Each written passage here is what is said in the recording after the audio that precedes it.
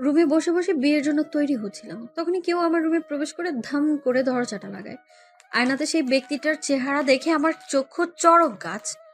হাত পা প্রচন্ড পরিমাণে কাঁপছে আমার, তার সাথে চোখ মেলাতে পারছি না, তাই মাথা নিচু করে রেখেছি। লোকটা ধীর পায়ে এসে আমাকে পেছন থেকে জড়িয়ে ধরে। এতে তার গরম নিঃশ্বাস আমার ঘাড়ে আছড়ে পড়ছে, তার চাপ দাড়ির সংস্পর্শে কেঁপে উঠছি আমি। তিনি আমাকে আরেকটু শক্ত করে জড়িয়ে ধরলেন, এতে কাঁপাকাঁপিটা যেন আরো দ্বিগুণ হয়ে গেল আমার। চোখ বন্ধ, আমার তাকানোর সাহস নেই। তিনি আলতো করে আমার ঘাড়ে তার ঠোঁট স্পর্শ করেন। এবার যেন আমার নিঃশ্বাস বন্ধ হওয়ার উপক্রম।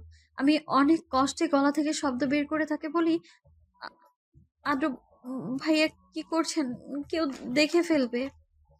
আমার কথাটা হয়তো তার কান পর্যন্ত পৌঁছায়নি, আর পৌঁছাবেই বা কি করে? আমি নিজেই আমার কথাটা শুনতে পাইনি। মনে বলেছি যে তাকে সামনে বলার সাহস তো আমার নেই। এমনিতে প্রচুর কষ্ট দিয়েছি তাকে আমি। তিনি আমাকে আরো নিবিড়ভাবে জড়িয়ে ধরে আমার ঘাড়ে নিজের মুখ গুজে দিলেন। আমি আবারও সাহস করে তার মুষ্টিবদ্ধ হাতটা ছাড়ানোর চেষ্টা করলাম, কিন্তু তিনি বললেন, ভুলেও হাত ছাড়ানোর চেষ্টা করবি না মায়রা, এর ফল কিন্তু ভালো হবে না। তার হুমকি স্বরূপ কথাটা কাঁপিয়ে দিল আমাকে। চিৎকার করে কাঁদতে ইচ্ছে করছে, কিন্তু এখন যদি কান্না করি তাহলে আদ্র ভাইয়ার হাতে সেই বিখ্যাত চর খেতে হবে নিশ্চিত। তাই কিছু বললাম না, মনে মনে আল্লাহকে ডাকতে লাগলাম। তিনি এবার গম্ভীর কণ্ঠে বললেন, আমার মানা করার সত্ত্বেও বিয়েতে রাজি হয়েছিস কোন সাহসে? আমি নিশ্চুপ। আমার এমন নীরবতা হয়তো তার ভালো লাগেনি, তাই তিনি আমাকে ধমকে বললেন। কথা কানে যায় না? হ্যাঁ, বোবা হয়ে গেছিস তুই? তার ধমক শুনে ফুপিয়ে কান্না করে দিলাম আমি। কান্না করবি না, একদম কান্না করবি না, না হলে ঠাঁটিয়ে এক চর মারবো।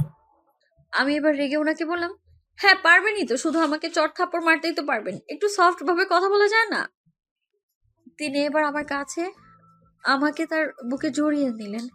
কেন যেন খুব অস্বস্তি হতে লাগলো। আবারও তার স্পর্শে কাঁপাকাঁপি শুরু হয়ে গেল আমার। আদ্র ভাইয়া এবার একটু নরম সুরে বললেন, আমার কথা কেন শুনিস না তুই? কেন বুঝিস না? আমি অনেকটা চাই তোকে। সব সময় আমার কথা অমান্য করতে ভাল লাগে তোর, তাই না? আমি কিছু বললাম না, কি বলবো জানিই তো না। তিনি এবার আমাকে নিজের বুকে থেকে উঠিয়ে কপালে একটা চুমু দিলেন। আমার চোখ থেকে এক ফোঁটা পানি গড়িয়ে পড়ল। বিয়ের সাজ তুলে ফেল, তোকে বিয়ের সাজে দেখার শুধুমাত্র আমার অধিকার। বলে তিনি গটগট করে চলে গেলেন। তার যাওয়ার দিকে তাকিয়ে একটা দীর্ঘশ্বাস ফেললাম আমি। এতটুকু বুঝতে পারলাম, এবারও আমার বিয়েটা হচ্ছে না। প্রত্যেকবারের মতো এবার আমার বিয়েটা ভেঙে গেল। তার একটাই কারণ, আদ্র ভাইয়ার অতিরিক্ত চাওয়া। অন্ধকার ছাদের এক কোণায় দাঁড়িয়ে অশ্রু বিসর্জন দিচ্ছে মাইশা। আজ কেন যেন ওর নিজেকে প্রচুর অসহায় লাগছে। মাইশার হাতে প্রেগনেন্সির ফাইল। আজই পরীক্ষা করিয়ে জানতে পারলো ও মা হতে চলেছে, বিয়ে ছাড়া। কিন্তু মাইশার অনাগত বাচ্চার বাবা একটু আগেই মাইশাকে ফোন করে রিজেক্ট করে দিয়েছে। বড্ড অসহায় লাগছে ওর, কি করবে জানা নেই ওর। এসব চিন্তার মাঝেই কেউ মাইশার গায়ে হাত রেখে বলল, মাইশা, এত রাতে ছাদে কি করছিস তুই? আজ যে মায়ের বিয়ে, খবর আছে তোর? মাইশা পিছনে তাকিয়ে দেখে আয়ান দাঁড়িয়ে। জলদি করে নিজের চোখের পানি মুছে ফেলে মাইশা। ছাদে অন্ধকার থাকার ফলে আয়ান মাইশার চোখের পানি দেখতে পায়নি। মাইশা নিজেকে সামলিয়ে বলে, কিছু না ভাইয়া, আসলে খুব গরম লাগছিল তাই ছাদে এসেছিলাম, যদি একটু বাতাস পাওয়া যায়। ও আচ্ছা, তুই মায়ের কাছে যা, ওর যদি কোনো দরকার হয়। হ্যাঁ যাচ্ছি। পৃথিবীটা এমন কেন? যাকে চাই তাকে পাই না, যাকে চাই না সে বারবার কাছে আসে। কেন যে তাকে অতিরিক্ত চাই? এই অতিরিক্ত চাওয়াটা যে বড্ড খারাপ। কথাগুলো বলে কান্না করে দেয় আয়ান। যদিও ছেলেদের অত সহজে কাঁদতে নেই, তবে আজ খুব করে কাঁদতে ইচ্ছে করছে। বিয়ের সাজ তুলে একটা নর্মাল ড্রেস পরে নিচে এলাম। এতক্ষণে শিওর আদ্র ভাই আমার বিয়েটা ভেঙে ফেলেছে। ভেতরে ভেতরে খুব খারাপ লাগছে আমার, তাও কিছু করার নেই। নিচে নেমে দেখি আদ্র ভাইয়া সোফায় বসে ফোন টিপছে, আর আমার মা শাড়ির আঁচল মুখ গুজে কাঁদছে, হয়তো আমার বিয়ে ভেঙে যাওয়ার ফলে। নিচে নেমে দেখলাম এই পরিস্থিতি দেখে সামনে যাওয়ার সাহস হলো না। আমি ফিরে চলেই যাচ্ছিলাম, তখনই দাদিমণি আমাকে গম্ভীর স্বরে ডাক দিয়ে বললেন, মায়েরা, ওইদিকে কই যাচ্ছ? এখানে আসো, আমরা তোমারই অপেক্ষা করছিলাম। দাদুর কথা শুনে এক ঢোক গিললাম। আমাদের বাড়িতে সবাই দাদুমণিকে খুব ভয় পায়, অনেক স্ট্রিক্ট মহিলা হচ্ছে আমার দাদুমণি। আমি গুটি গুটি পায়ে দাদুমণির কাছে গিয়ে বললাম, দাদুমণি কিছু বলবে? হুম, আমার পাশে বসো। আমি দাদুমণির পাশে বসতে যাব তখনই খেয়াল করলাম আমি যদি এখন দাদুমণির পাশে বসি তাহলে নিশ্চিত আদ্র ভাইয়ার সাথে আমার ছোঁয়া লাগবে। আর সেই কাঁপাকাঁপি তখন দাদুমণি যে কি বলবে জানি না। আমি অসহায় চোখে আদ্র ভাইয়ার দিকে তাকালাম। আমার দৃষ্টি হয়তো তিনি বুঝতে পারলেন, তাই তিনি বললেন, দাদি আমি বাইরে যাচ্ছি, কাজ আছে।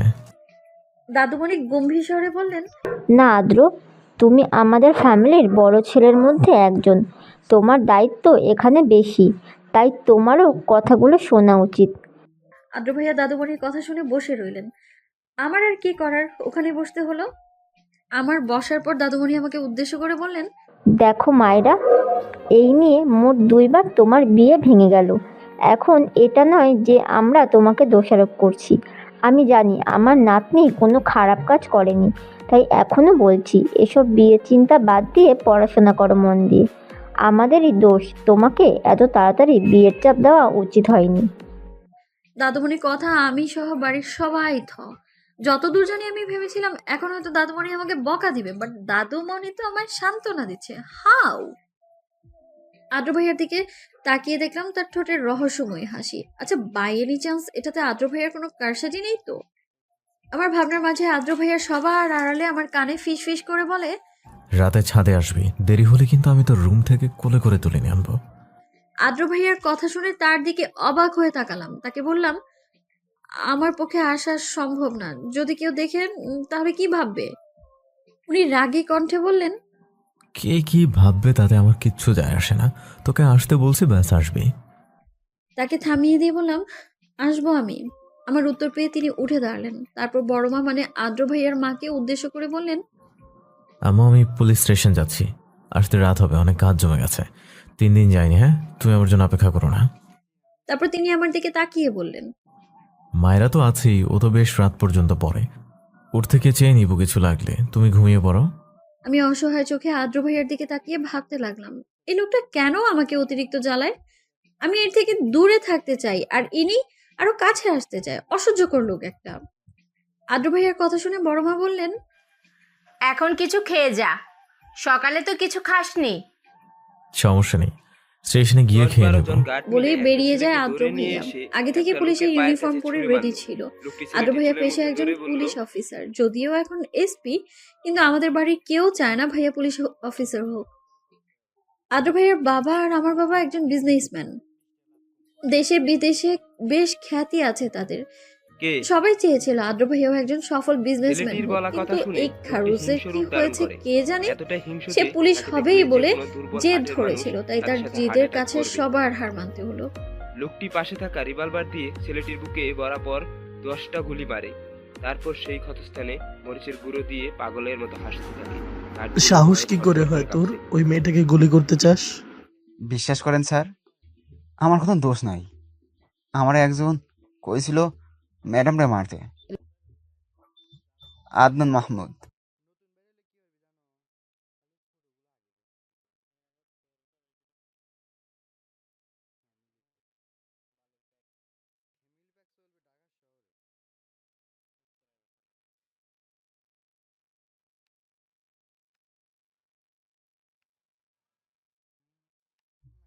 বিকেলবেলা মেডিকেলের বইগুলো নিয়ে হালকা পাতলা নাড়াচাড়া করছি আমি। কালই ঢাকা মেডিকেলে ভর্তি হয়ে এসেছিলাম। ক্লাস শুরু হবে আরো 1 সপ্তাহ পর। আমি পড়ছিলাম, তখনই দরজায় নক পড়ে। তাকিয়ে দেখি আদ্রিতা আপু দুটো চায়ের কাপ নিয়ে মিষ্টি হেসে দাঁড়িয়ে আছে। আমি হালকা হেসে বললাম, বাহ, আজ দেখি বিদ্যাসাগর নিজ থেকে আমার রুমে আসলো। আদ্রিতা আপু বলল, তোর দেখা তো আর পেলাম না আমার রুমে, তাই নিজ থেকেই আসলাম। তা কি করছিলি? এই তো বই নিয়ে একটু গবেষণা। আদ্রিতাপু হচ্ছে আদ্র ভাইয়ার বড় বোন। আদ্র ভাইয়ারা 3 ভাই বোন। আদ্রিতাপু, আদ্র ভাইয়া আর মাইশা, তারা হচ্ছে আমার বড় চাচুর সন্তান। আমার বাবা হচ্ছে ছোট। আমরা 2 ভাই বোন, আমি আর আয়ান ভাইয়া। আদ্রিতাপুর সাথে কথা বলার সময় আপু এক পর্যায়ে বলে, আচ্ছা মায়েরা, জানিস তোর বিয়ে কিভাবে ভেঙেছে? আমি বললাম, না তো। তোর বিয়ে ভেঙেছে না কেউ ভাঙিয়েছে? আমি অবাক হয়ে গেলাম আপুর কথায়। আচ্ছা, আপু কি সব জানে? আদ্রিতা আপু বলল, তোর বিয়ে আদ্র ভেঙেছে রে মায়েরা। ভাই আমার তোকে অনেক ভালোবাসে। আমি আপুর কথায় টাসকি খেলাম, মনে মনে ভাবলাম তার মানে আপু সব জানে। আমি আপুকে জিজ্ঞেস করলাম, আপু তুমি? আমি এসব অনেক আগে থেকেই জানি। কিন্তু কিভাবে? আপু মুচকি হেসে বলে। সেটা আপাতত বলা যাবে না। আপু চলে গেল আর আমি তার যাওয়ার দিকে হা হা করে তাকিয়ে আছি। এরা ভাই বোন দুটোই একরকম রহস্যে ভরা। রাতের বেলা আমি আস্তে করে পা টিপে টিপে ছাদে যাচ্ছি। একটু আগে ফোনে মেসেজ দিয়েছিল আদ্র ভাইয়া ছাদে আসতে। এক প্রকার বিরক্ত লাগছে আমার। এই লোকটার জন্য জীবনটা শেষ আমার। কবে যে মুক্তি পাবো আল্লাহ জানে। ছাদে এসে আশেপাশে তাকিয়ে দেখি কেউ নেই। আমি আস্তে করে ছাদের দরজাটা চাপিয়ে আদ্র ভাইয়ার নাম ধরে ডাক দিই। তৎক্ষণাৎ কেউ আমার মুখ চেপে ধরে পাশের দেয়ালে চেপে ধরে। আমি ভয়ে চোখ মুখ খিচে বন্ধ করে ফেলি। যখন কারো গরম নিঃশ্বাস আমার মুখে পড়ছিল তখন খুব অস্বস্তি হচ্ছিল। কিছুক্ষণ পর আমার নাকি সেই চির পরিচিত স্মেল আসে। যতটুকু মনে পড়ে এই পারফিউম আদ্র ভাইয়া ইউজ করে। আমার পছন্দের পারফিউম এটা। আমি ধীরে ধীরে চোখ খুলে দেখি আদ্র ভাইয়া চোখ গরম করে আমার দিকে তাকিয়ে আছে। তার এমন তাকানোর মানে আমার বোধগম্য হলো না। আমি তাকে জিজ্ঞেস করলাম, আদ্র ভাইয়া? আর কিছু বলতে পারলাম না, তার আগেই তিনি আমার ঠোঁট আঁকড়ে ধরে খুব রুডলি কিস করতে থাকে। তার এহেন কাণ্ডে আমি স্তব্ধ, হাত পা কাঁপছে প্রচন্ড ভাবে। কিছুক্ষণ পর তিনি নিচ থেকে আমায় ছেড়ে দিয়ে বললেন, নেক্সট টাইম ভাইয়া বলার আগে এটার কথা মাথায় রাখবি। আমার ঠোঁটে স্লাইড করে কথাটা বললো আদ্র ভাইয়া। তারপর নিজের ঠোঁট মুছতে মুছতে ছাদের এক কর্নারে চলে গেলেন। আমি এখন স্তব্ধ হয়ে দাঁড়িয়ে আছি। অন্ধকার নিস্তব্ধ শহর, চারিদিকে কুয়াশা পড়েছে। সেই ঠান্ডার মধ্যে দাঁড়িয়ে আছি আমি। শুধু আমি না, আদ্র ভাইয়াও দাঁড়িয়ে আছে। সেই যে আমার ঠোঁটে অবৈধ ভাবে কিস করে আকাশের দিকে তাকিয়ে আছে, তার আর কোনো খবরই নেই। এবার আর চুপ থাকতে পারলাম না। আদ্র ভাইয়াকে জিজ্ঞেস করলাম, এই আপনি আমার ঠোঁটে কিস করলেন কেন?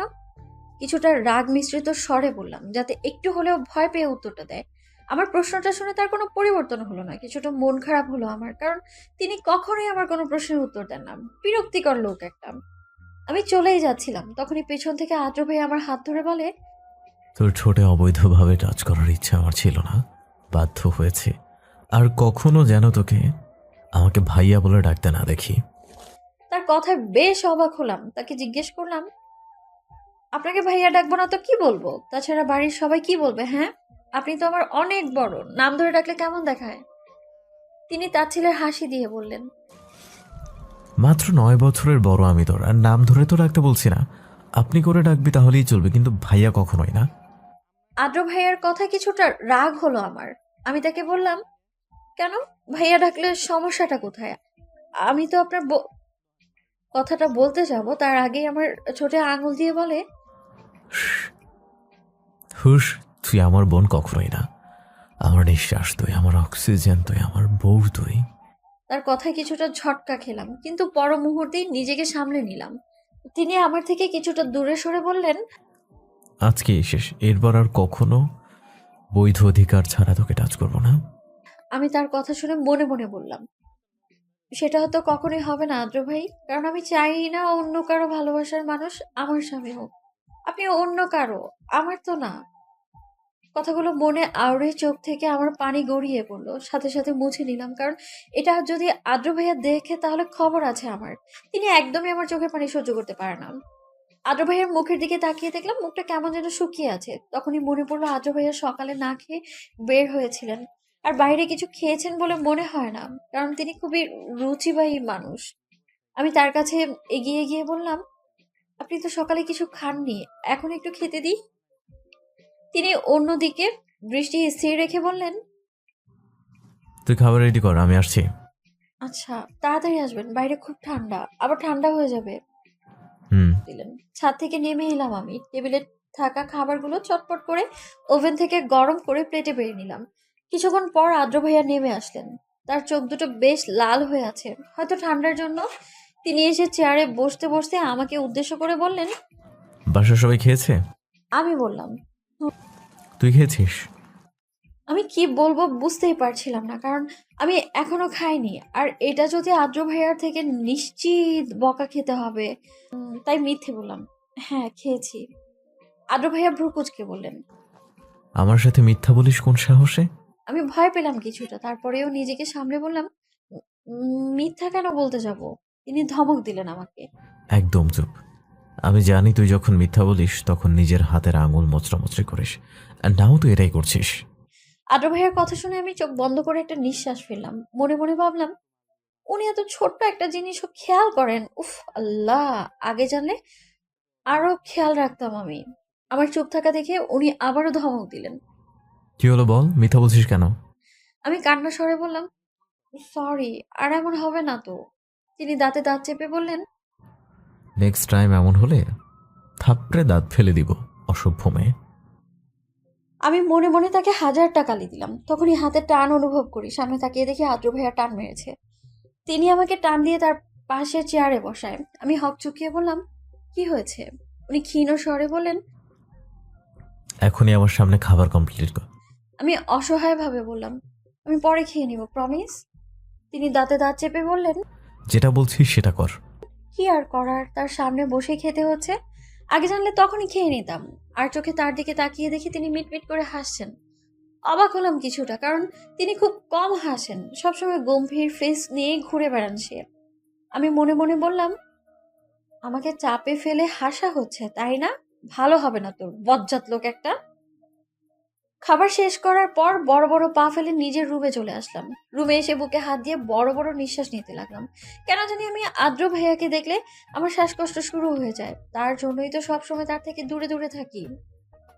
কিন্তু মাঝে মাঝে দুর্ভাগ্যবশত তার সামনাসামনি হয়েই যাই, যেমনটা আজকে। যদিও বেশিরভাগ সময় আদ্র ভাইয়ার ডাকার কারণে তার সামনেই যেতে হয়। আমি বেডে লেপ মুড়ি দিয়ে শুয়ে আছি। হাত পা প্রচন্ড কাঁপছে। জানি না কেন, আদ্র ভাইয়ের কারণে নাকি ঠান্ডার কারণে জানা নেই। তবে এখন আমার একটা ঘুম দরকার, গভীর ঘুম। সকালবেলা সকাল সকাল বেশ হইচইতে ঘুম ভেঙে গেল। রুম থেকে বাইরে গিয়ে দেখি আমাদের বাড়িটাকে বেশ সুন্দর করে ডেকোরেশন করা হচ্ছে।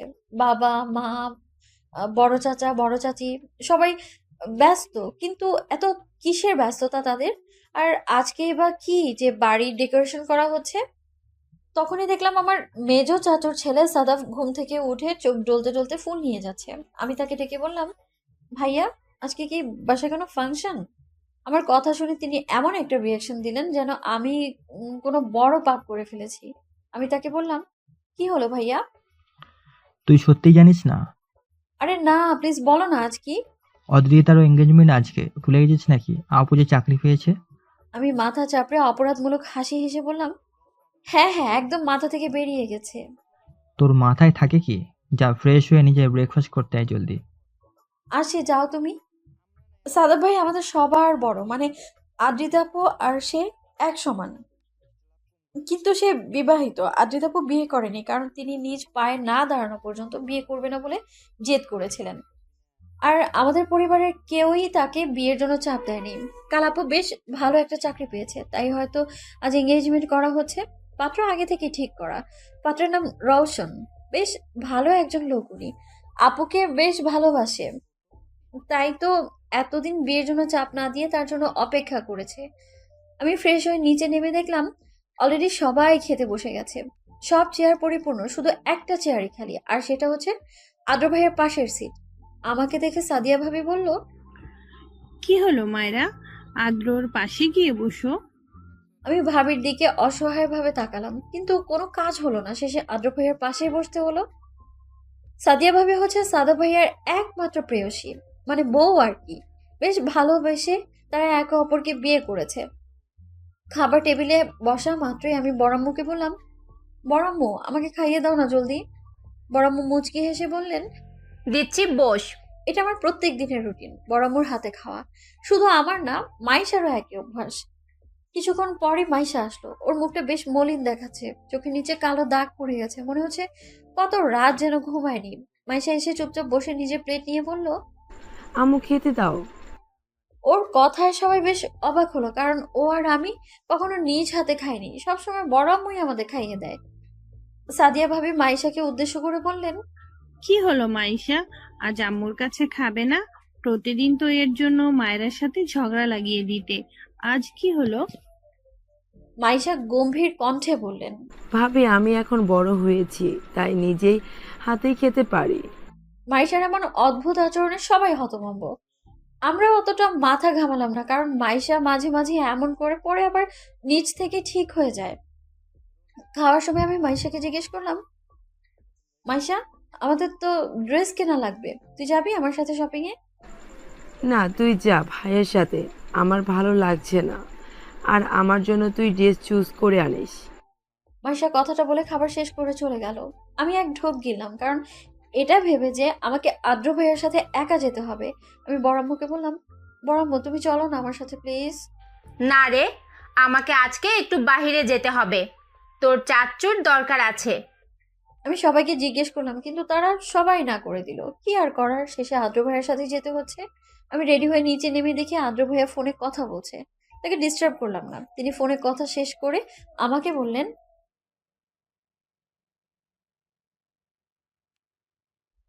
রেডি হয়েছিস? হুম। আচ্ছা চল। তারপর বেরিয়ে গেলাম আমরা। গাড়িতে বসা মাত্র আমার ঘুম চলে আসে, কিন্তু আজ আর ঘুম আসেনি আদ্র ভাইয়ার কারণে। শপিং মলে পৌঁছে তিনি আমার হাত ধরলেন। আমি ভ্রু কুঁচকে তার দিকে তাকালাম। কি হলো? তিনি কিছু না বলে আমার হাত ধরে সামনে নিয়ে যেতে লাগলেন। তারপর একটা দোকানের ভেতর ঢুকলেন, বললেন, ড্রেস দেখান।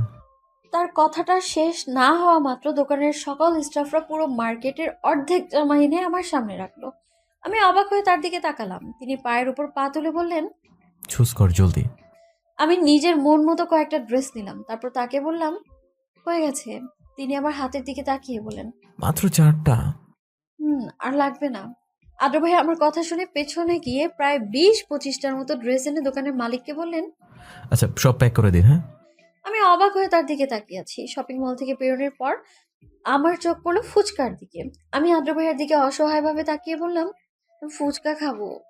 তিনি নাক সিটকে বললেন, রেস্টুরেন্ট থেকে কিনে দিব, এখানকার ফুচকা ভালো না, পেট খারাপ হবে। কিন্তু আমি তো জেদ ধরে বসেছি যে আমি এখানকার ফুচকা খাবো মানে খাবোই। অবশেষে তিনি রাজি হলেন। ফুচকার দোকানে গিয়ে আমার মাথায় একটা দুষ্টু বুদ্ধি এলো। আমি আদ্র ভাইয়ের দিকে তাকিয়ে একটা মুচকি হাসি দিলাম। তিনি ভ্রু কুঁচকালেন। আমি মনে মনে বললাম, এবার বুঝবেন আমাকে জ্বালানোর মজা। আদ্র ভাই আমার মুচকি হাসি দেখে ভ্রু কুঁচকালেন। তিনি আমাকে বলতে যাবেন, তখনই তার ফোনে কল আসে। তিনি ফোন রিসিভ করে পাশে চলে যায়।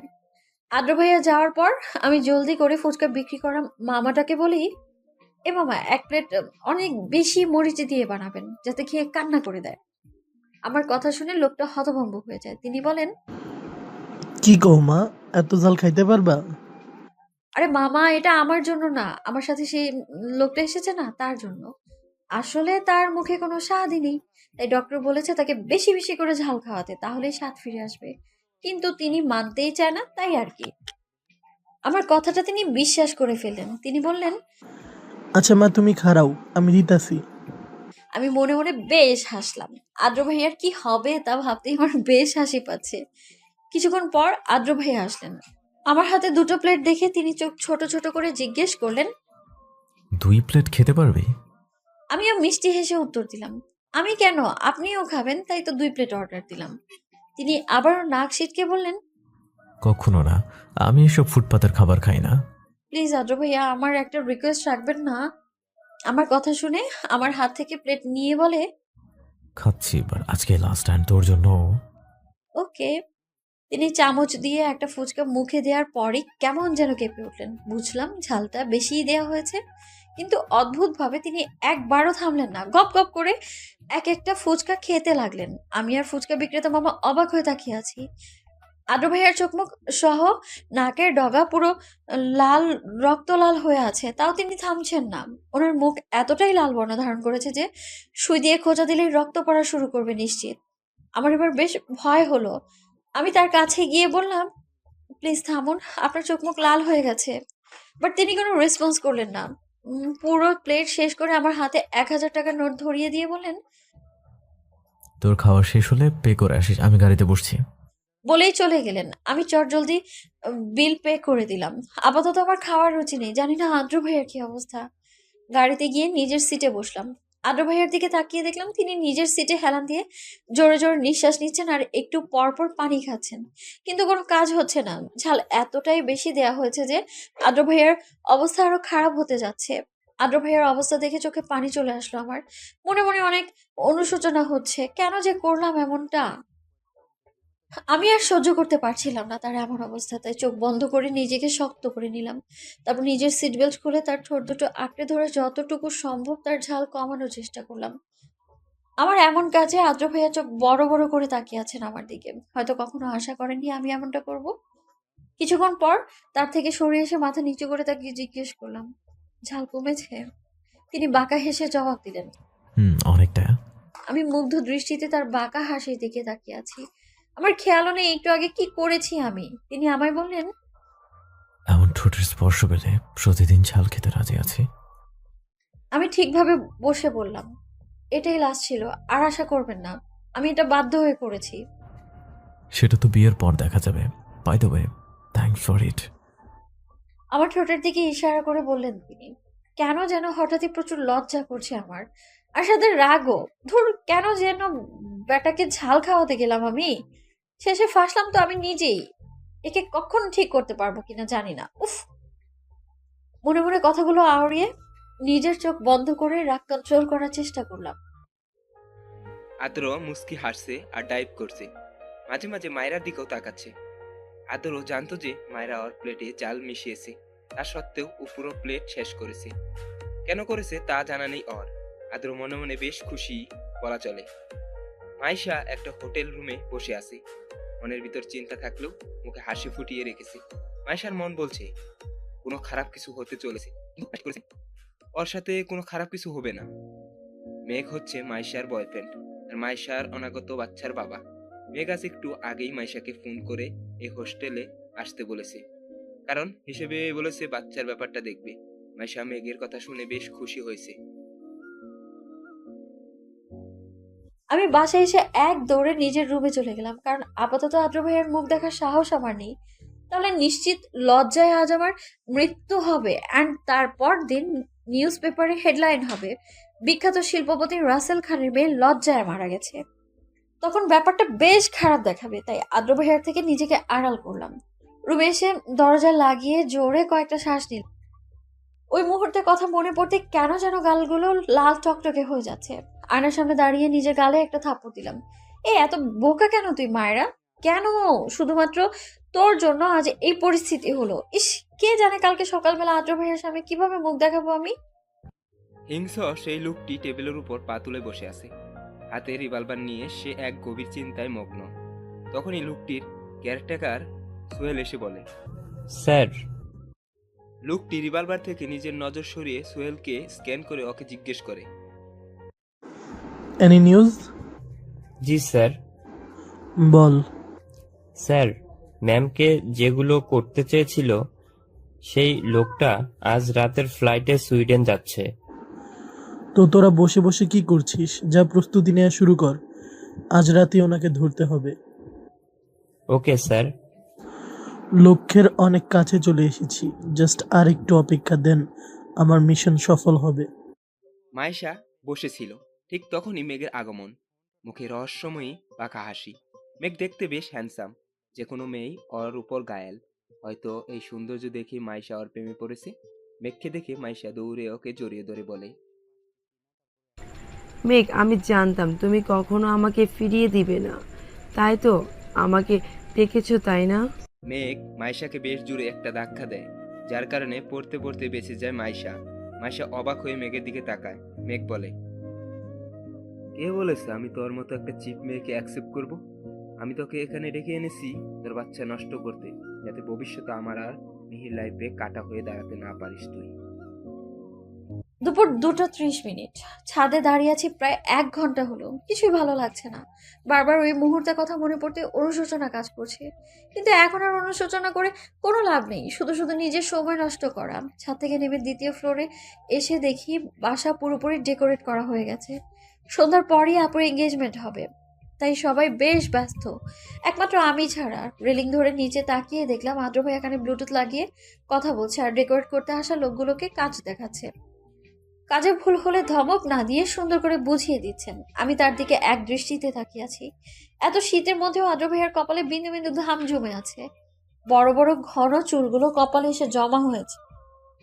আদ্র ভাইয়া দেখতে বেশ ফর্সা, শুধু তিনিই না, আমাদের ফ্যামিলির সবাই বেশ ফর্সা, কিন্তু তিনি একটু বেশি ফর্সা। আদ্র ভাইয়ার ডান গালে একটা তিল আছে, যেটা আমার উইকনেস। মাঝে মাঝে মনে হয় চুপ করে তার তেলটাতে একটা চুমু দিয়ে দিই। এসব ভাবতে ভাবতে দেখলাম তিনি আমার দিকে তাকিয়ে মুচকি হাসছেন। আমার তার চোখাচোখি হওয়া মাত্রই একটা চোখ টিপ দিলেন তিনি। আমি এক দৌড়ে নিজের রুমে চলে গেলাম। মনে মনে বললাম, এই লোকটা তো খারাপ কেন, উফ, সব সময় আমার লজ্জায় ফেলে দেয়। আদ্র দাঁড়িয়ে দাঁড়িয়ে মুস্কি হাসছিল। তখনই পিছন থেকে সাফাত এসে ওর পিঠে চাপড় দিয়ে বলে, বাহ, আজকাল দেখি একা একা হাসা হচ্ছে। তা কই, আমি যখন বলি একটু হাসতে তখন তো হাসিস না, ব্যাপার কি? নাথিং। প্রেমে পড়েছিস নাকি? কি আবল তাবল বলছিস ভাই? প্রেমে পড়বো তাও আমি? ইম্পসিবল। তুই যে প্রেমে পড়েছিস তা আমি জানি, এবং কার প্রেমে পড়েছিস তাও জানি। কার? আমার পিচ্চি বোন মায়রার। আদ্র চমকিত। মেঘের কথা শুনে মাইশা চোখে পানি এসে গেছে। ও বলে, তার মানে তুমি আমাকে ভালোবাসো না? তোকে ভালোবাসবো? আমার মাথা খারাপ নাকি? তাহলে এতদিন এসব কি ছিল? Time pass. মেঘের কথা শুনে মাইশা রেগে ওর গালে একটা থাপ্পড় দেয়। মাইশা মেঘকে বলে, ছি, আমার ঘৃণা হচ্ছে। আমি তোমার মতো একটা লোককে ভালোবেসেছি। এতটা নিস তুমি? আমার বাচ্চাকে মেরে ফেলতে চাও? মেঘ বাঁকা হাসি দিয়ে বলে, তোর বাচ্চাকে না মারলে আমার পথের কাঁটা কিভাবে দূর করব জান? মেঘ মাইশার এগিয়ে যাবে। তখনই মাইশা মেঘকে নিজের সর্বশক্তি দিয়ে ধাক্কা দিয়ে হোটেল থেকে বের করে দেয়।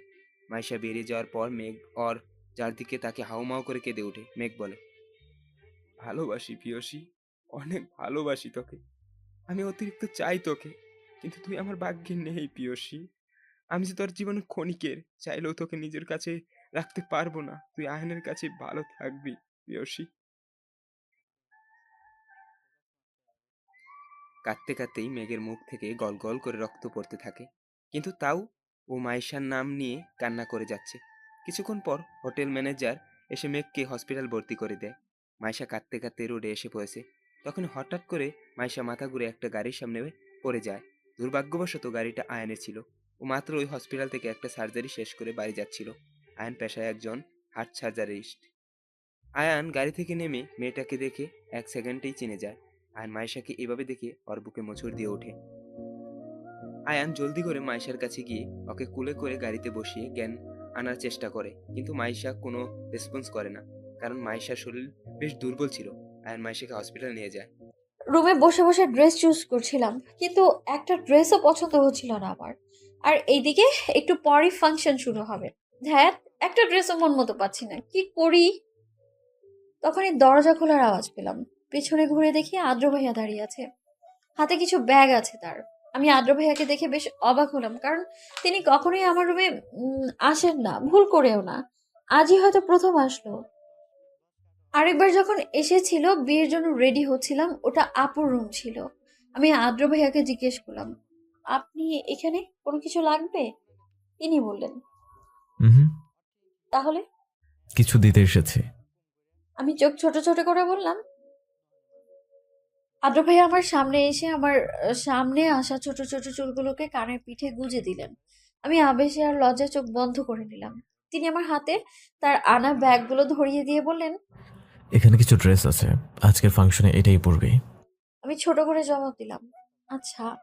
তিনি আমার গাল দুটো ধরে কপালে একটা চুমু দিয়ে গটগট করে বেরিয়ে গেলেন। আমি এখনো চোখ বন্ধ করেই আছি। তিনি যাওয়ার পরেই চোখ খুলে একটা প্রশান্তির শ্বাস নিলাম।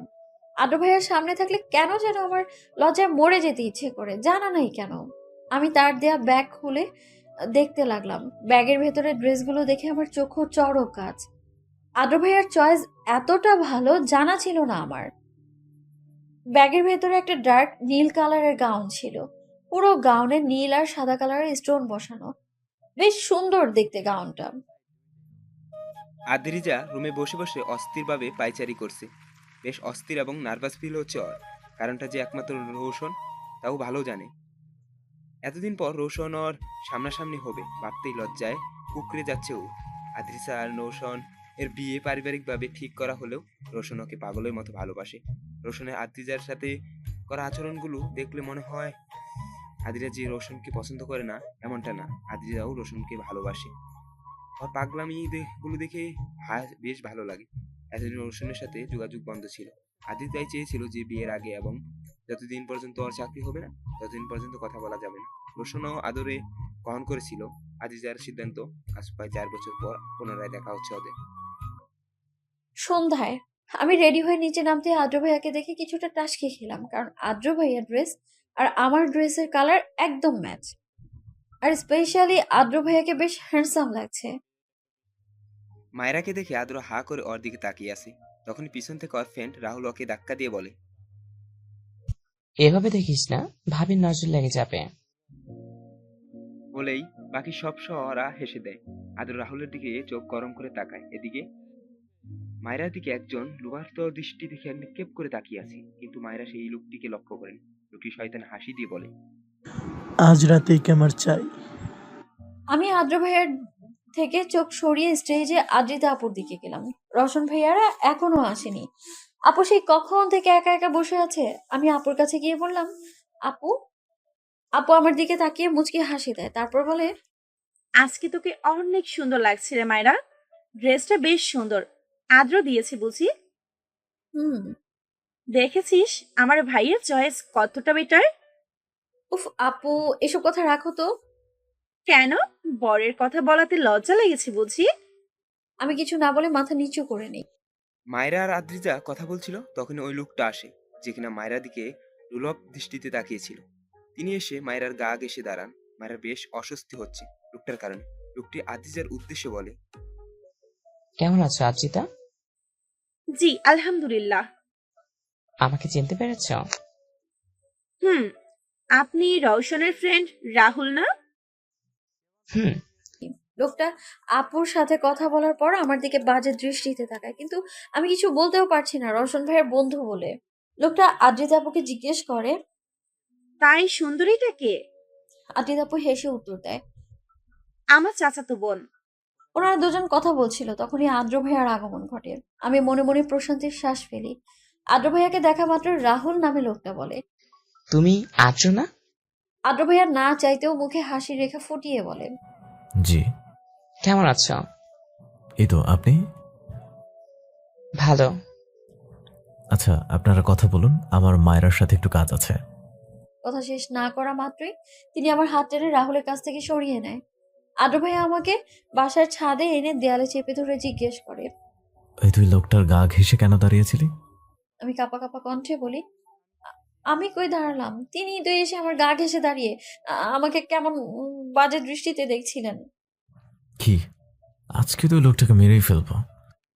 আদ্র ভাইয়া কথাটা বলে নিচে যাচ্ছিল, তখনই আমি পেছন থেকে তার হাত টেনে বলি, আপুর এঙ্গেজমেন্টে কোনো সিন ক্রিয়েট করবে না প্লিজ। তো তুই কি বলছিস, ওই লোকটাকে ছেড়ে দেবো আমি? ইম্পসিবল। ছাড়তে তো বলছি না, জাস্ট ফাংশনটা শেষ হতে দিন। আপু না হলে অনেক কষ্ট পাবে তো। আদ্র ভাই আমার কথা শুনে কিছু একটা ভাবলেন, তারপর আমাকে উদ্দেশ্য করে বললেন, ঠিক আছে, বাট পুরো ফাংশনে তোকে আমার সাথে থাকতে হবে। আচ্ছা। আদ্র ভাই আমার হাত ধরে নিচে নেমে গেলেন। আমি মনে মনে বললাম, যাক, সিন ক্রিয়েট থেকে তো বাঁচা গেছে, ফাংশনের পরও সামনে নেওয়া যাবে। নিচে আসা মাত্রই রাহুল আমাদের দিকে এগিয়ে আসে। তাকে দেখা মাত্রই আদ্র ভাইয়ার চোখগুলো লাল টকটকে হয়ে যায়।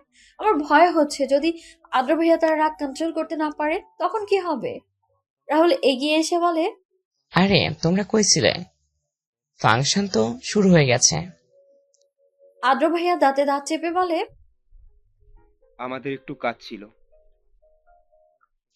ও, তা মায়া, তোমার সাথে তো পরিচিত হওয়া হয়নি, চলো একটু পাশাপাশি গিয়ে কথা বলি। আমি কিছু বলতে যাব তার আগেই আদ্র ভাইয়া গটগট করে বলতে থাকেন, ওর ফুল নেম তাহিরা ইসলাম মায়েরা। এবার মেডিকেল ফার্স্ট ইয়ার করবে। ও এই বাড়ির সর্বকনিষ্ঠ মেয়ে। বয়স 18 হবে আর কয়েক মাস পর। ও অনেক ভদ্র মেয়ে, কোনো ছেলের সাথে কথা বলে না। আদ্র ভাইয়া কথাগুলো বলে আমার হাত ধরে সামনে নিয়ে যায়। আমি পেছনে তাকিয়ে দেখি রাহুল আমাদের দিকে তাকিয়ে ভ্যাবাচাকা খেয়ে তাকিয়ে আছে। আমার বেশ হাসি পেল, তাই ফিক করে হেসে দিলাম। আমাকে হাসতে দেখে আদ্র ভাইয়া ভ্রুকুচকে জিজ্ঞেস করলেন, হাসছিস কেন? এমনি। আমি আর আদ্র ভাইয়া স্টেজে গিয়ে দেখি রওশন ভাইয়া আর আদ্রিতা আপু কথা বলছে। আমাদের দেখা মাত্রই রওশন ভাইয়া মুচকি হাসি দেয়, তারপর বলে, কেমন আছেন আপনার লাভ বার্ডস? রওশন ভাইয়ার কথা শুনে আমি অবাকের চরম পর্যায়ে। আমি মনে মনে ভাবলাম, তার মানে রওশন ভাইয়াও জানে। হায় আল্লাহ, না জানি আরো কত লোক জানে। যদি একবার এই কথা তরুণার কানে চলে যায় তাহলে? তরুণার কথা মনে করতেই কপালে বিন্দু বিন্দু ঘাম জমা হয় আমার। আমি আমার হাত আদ্র ভাইয়ার থেকে ছাড়িয়ে নিলাম। আর যাই হোক, আমি কারো জীবন নিয়ে খেলতে পারবো না।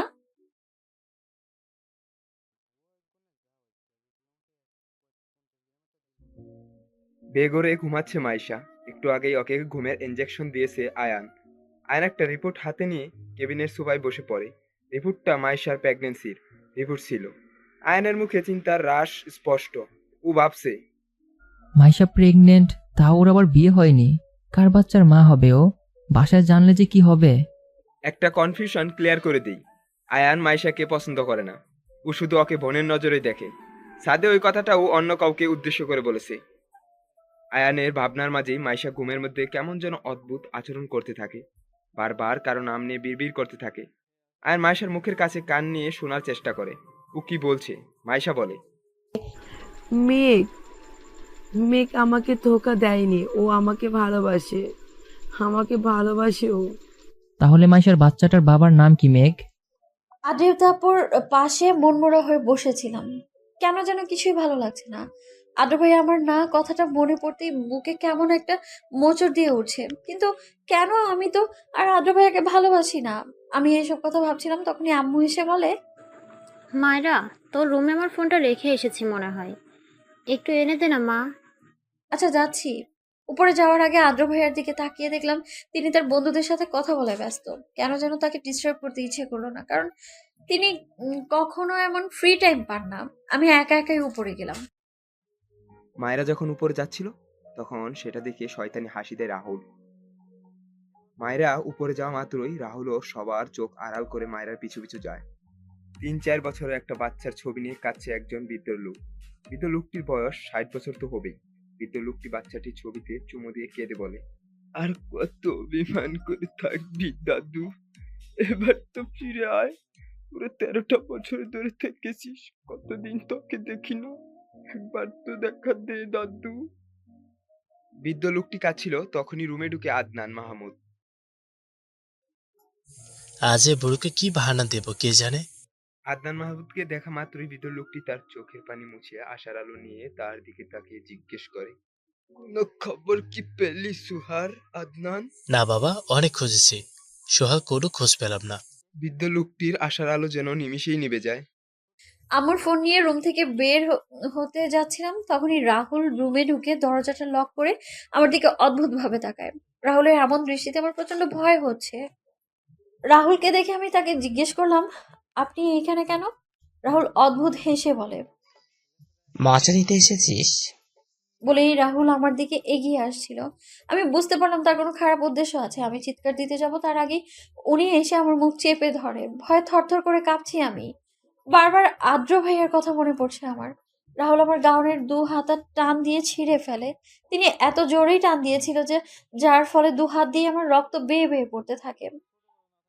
মাইশার জ্ঞান আসা মাত্রই ও মেঘের নাম ধরে একটা চিৎকার দেয়। আয়ান জলদি করে মাইশার কাছে গিয়ে জিজ্ঞেস করে, মাইশা কি হয়েছে? চেঁচাচ্ছিস কেন? খারাপ কোনো স্বপ্ন দেখেছিস? মাইশা কিছু বলতে তার আগেই ওর খেয়াল হয় ও আয়ানকে দেখে ভড়কে যায়। মাইশা বলে, ভাইয়া আপনি? রাস্তায় তুই আমার গাড়ির সামনে সেন্সলেস হয়ে পড়ে গিয়েছিলি, তারপর তোকে হসপিটালে নিয়ে আসি। কিন্তু তুই রাস্তার মাঝখানে কি করছিলি? আসলে আমি। মাইশা, তুই প্রেগনেন্ট। কার বাচ্চা এটা? মাইশা বুঝতে পারে আয়ান সব জেনে গেছে। কান্না করে দেয় ও। কান্না না করে বল, না হলে আমি বুঝবো কি করে? আর তাছাড়া এই খবর যদি বাসায় জানে তাহলে কি হবে, বুঝতে তো পারছিস। আয়ান ভাইয়া আসলে। কান্নার কারণে কথা বলতে পারছে না মাইশা। ও আয়ানকে কি বলবে বুঝতে পারছে না। অক্সিজেন মাস্ক পরিয়ে রাখা হয়েছে মেঘকে। ওর অবস্থা বেশ খারাপ। ভেন টিউমারের 2nd স্টেজে আছে। কিছুক্ষণ পর মেঘের কেবিনের দরজা খুলে হুড়মুড় করে প্রবেশ করে মেঘের বড় বোন। মেঘের এই অবস্থা দেখার পর কান্না করে দেয় মেঘলা। মেঘ, কিভাবে হলো এসব? আমাদের জানার প্রয়োজন মনে করলি না? মেঘ আস্তে করে চোখ খুলে মেঘলার দিকে তাকায়। মেঘের চোখে পানি। মেঘ বলে, আমি নিজেও কয়েকদিন আগে জানতে পেরেছি। তোকে কিভাবে বলবো আপু? মাইশা কই, কেমন আছে? ও মাইশা তো প্রেগনেন্ট ছিল, ওকে তো কি বলেছিস? মেঘ সব খুলে বলে যে ও মাইশার সাথে কি ব্যবহার করেছে আর কি বলে। সবকিছু শোনার পর মেঘলা মেঘের গালে একটা থাপ্পড় দেয়। রাগে থরথর করে কাঁপছে মেঘলা। থাপ্পড় দেওয়ার ফলে মেঘের নাক দিয়ে রক্ত পড়তে থাকে। মেঘলার হাজবেন্ড ফারিস এসে মেঘলাকে দৌড়ে বলে, মেঘলা, তুমি পাগল হয়ে গেছো? মেঘের এই স্টেজে ওকে তুমি মারছো কেন? তাহলে কি করব তুমি বলো? মাইশা প্রেগনেন্ট, ওকে এই স্টেজে এতটা স্টেজ দিল কেন? এতে ওর উপর কতটা এফেক্ট হতে পারে মেঘলের কোনো আইডিয়া আছে? আমি মরে গেলেও আয়ান ওকে ঠিকই সামলাতে পারবে। আয়নকে? আদ্র ফোনে কথা বলে স্টেজের দিকে তাকিয়ে দেখে মায়রা নেই। আদ্রের বুকে মোচড় দিয়ে ওঠে। ও আশেপাশে তাকিয়ে মায়রাকে খুঁজতে চেষ্টা করে, কিন্তু কোথাও পায় না মায়রাকে। রাহুল আমার ড্রেসের চেইনে হাত দিতে যাবে, তার আগেই আমি তার হাতে কামড় দিয়ে আদ্র ভাইয়ার নাম ধরে জোরে একটা ডাক দিই। আদর তখন ওই রুমের পাশ দিয়ে যাচ্ছিল। মায়ের গলার আওয়াজ শুনে জলদি করে রুমের দিকে এগিয়ে যায়, কিন্তু ডোর লক ছিল। আদ্র কাছে ওই রুমের ডুপ্লিকেট চাবি ছিল। চাবি দিয়ে দরজা খুলে আদ্র চোখ ছানা ভরা। আদ্রের রাগের কারণে কপালের রগ ফুলে গেছে। আদ্র ভাইয়াকে দেখে আমার কলিজা ঠান্ডা হয়। আমি রাহুলকে ধাক্কা দিয়ে আদ্র ভাইয়ার বুকে ঝাঁপিয়ে পড়ি। আদ্র ভাইয়াকে দেখে রাহুল তার হাতের বাঁধন আলগা করে দেয়, যার ফলে আমার তাকে ধাক্কা দিতে বেশি কষ্ট করতে হয়নি। আমি আদ্র ভাইয়াকে শক্ত করে জড়িয়ে ধরে কান্না করে দিই। হাত পা প্রচন্ড পরিমাণে কাঁপছে আমার। আদ্র মায়ের অবস্থা দেখে মাথা কাজ করা বন্ধ করে দিয়েছে। ওর বারবার মনে হচ্ছে এই অবস্থার জন্য ও দায়ী। মায়ের কান্না আওয়াজে ফাংশনের বেশ মানুষ ওই উপস্থিতিতে জড়ো হয়ে যায়। বাড়ির সবাইকে দেখে বেশ ভয় হচ্ছিল আমার। জানি না তারা কে কিভাবে নিবে বিষয়টাকে। এত মানুষ দেখে আদ্র ভাইয়া তার পরনে ব্লেজারটা খুলে আমাকে পরিয়ে দিলেন। আম্মু এসে আমায় বলে, আম্মু কি হয়েছে তোর? ঠিক আছিস তুই? আমি কি বলবো বুঝতে পারছি না। আশেপাশে মানুষজন সব বিড়বিড় করে বলছে, আরে বেচারা মেয়েটার এত অল্প বয়সে ইজ্জতটা গেল। তাদের কথা শুনে আদ্র ভাইয়া হুঙ্কার দিয়ে বলে, কিছু হয়নি মায়েরার, সময় মতো এসেছিলাম আমি, উল্টাপাল্টা কথা বলবেন না আপনারা। আদ্র ভাইয়া কথাটা বলে তার শার্টের হাতা ফোল্ড করে রাহুলের দিকে এগিয়ে যায়। পুরো বাড়ি থমথমে হয়ে আছে। বাড়ির সবাই বেশ রেগে আছে। আম্মু তো এখনো কান্না থামায়নি। বাড়ির সব গেস্টরা চলে গেছে, আর রাহুল সে তো আধমরা হয়ে পড়ে আছে। কিছুক্ষণ আগেই আদ্র ভাইয়া আর সাদাব ভাইয়া মিলে বেশ মার দিয়েছে রাহুলকে। আদ্র ভাইয়া তো মেরেই ফেলতো, তাকে অনেক কষ্টে আটকেছে সাদাব ভাইয়া। রোশন ভাইয়া মাথা নিচু করে দাঁড়িয়ে আছে, জানা নেই কেন, হয়তো এই ঘটনার জন্য তিনি নিজেকেই দায়ী করছেন। রোশন ভাইয়া বললেন, সবকিছুর জন্য আমি দায়ী। আর যদি আমি রাহুলকে ইনভাইট না করতাম তাহলে এমন পরিস্থিতি আসতো না। রোশন ভাইয়ার কথা শুনে বাবা বলে, না রওশন, এখানে তোমার কোনো দোষ নেই। তুমি কি আর জানতে যে রাহুল এমনটা করবে? হ্যাঁ। রোশন ভাইয়ার হ্যাঁ শুনে সবাই যেন আকাশ থেকে পড়লো। আদ্র ভাইয়া বেশ রেগে জিজ্ঞেস করলেন, মানে কি? রোশন ভাইয়া আহত কণ্ঠে বললেন, আসলে রাহুল আগে থেকে এমন ছিল। এর আগেও 3-4টা মেয়েকে রেপ করেছে ও, কিন্তু ও বেশ ভালো করে ছেলে হওয়াতে ছাড়া পেয়ে গেছে। ওর এমন আচরণে আমি ওর সাথে মেশা বন্ধ করে দিয়েছি, কিন্তু কাল হঠাৎ ও আমার পা ধরে মাপ চেয়ে বলে ও নাকি ভালো হয়ে গেছে, আগের মতো নেই। রাহুল আমার ছোটোকালের ফ্রেন্ড ছিল, তাই ওকে ফিরিয়ে দিতে পারিনি, কিন্তু আমি কখনো ভাবিনি যে ও মায়ের সাথে এমনটা করবে। রোশন ভাইয়া কথাগুলো বলার সময় চোখ থেকে তার পানি গড়িয়ে পড়ছিল। আদ্র ভাইয়া রেগে রোশন ভাইয়ার কলার চেপে ধরে বলে, আপনার আরেকটু খেয়াল রাখা উচিত ছিল। জানেন আজকে মায়েরার সাথে কি হতে পারতো? আদ্র ভাইয়ার এমন আচরণে সবাই কিছুটা অবাক হলেও আমি স্বাভাবিকভাবেই তার দিকে তাকিয়ে আছি। বরাবর রেগে আদ্র ভাইয়াকে ধমক দেন। তিনি বললেন, আদ্র, কি করছো? এখানে রওশনের কোনো দোষ নেই। সব সমস্যার মূলে রাহুল, আর ওর ব্যবস্থা আমি। বরাবর কথা শেষ না করতে দিয়ে আদ্র ভাইয়া বলে, খবরদার, রাহুলের যা করার আমি করব, কেউ ওকে টাচ করবে না। আদ্র ভাইয়ার এমন রাগ মিশ্রিত কণ্ঠ শুনে বাড়ির সবাই কিছুটা ভয় পেল, কারণ তারা জানে আদ্র ভাইয়ার রাগ চরম পর্যায়ে গেলে কি হয়। বরাবর বললেন, আচ্ছা, তোমার যা করার করো, আমরা কেউ কিছু বলবো না। আদ্র ভাই তার গার্ডদেরকে ডেকে বললেন, একে নিয়ে যাও। গার্ডরা রাহুলকে টেনে হিঁচড়ে নিয়ে যায়। রাহুল টু শব্দও করলো না, কারণ সে সেন্সে নেই। আমার খুব খারাপ লাগছিল, তাই আম্মুকে বললাম, আম্মু আমার ভালো লাগছে না, আমি রুমে যাব। আম্মু বলল, আচ্ছা চলো। তোমার আশা লাগবে না, তুমি থাকো এখানে। আমি একটু একা থাকতে চাই।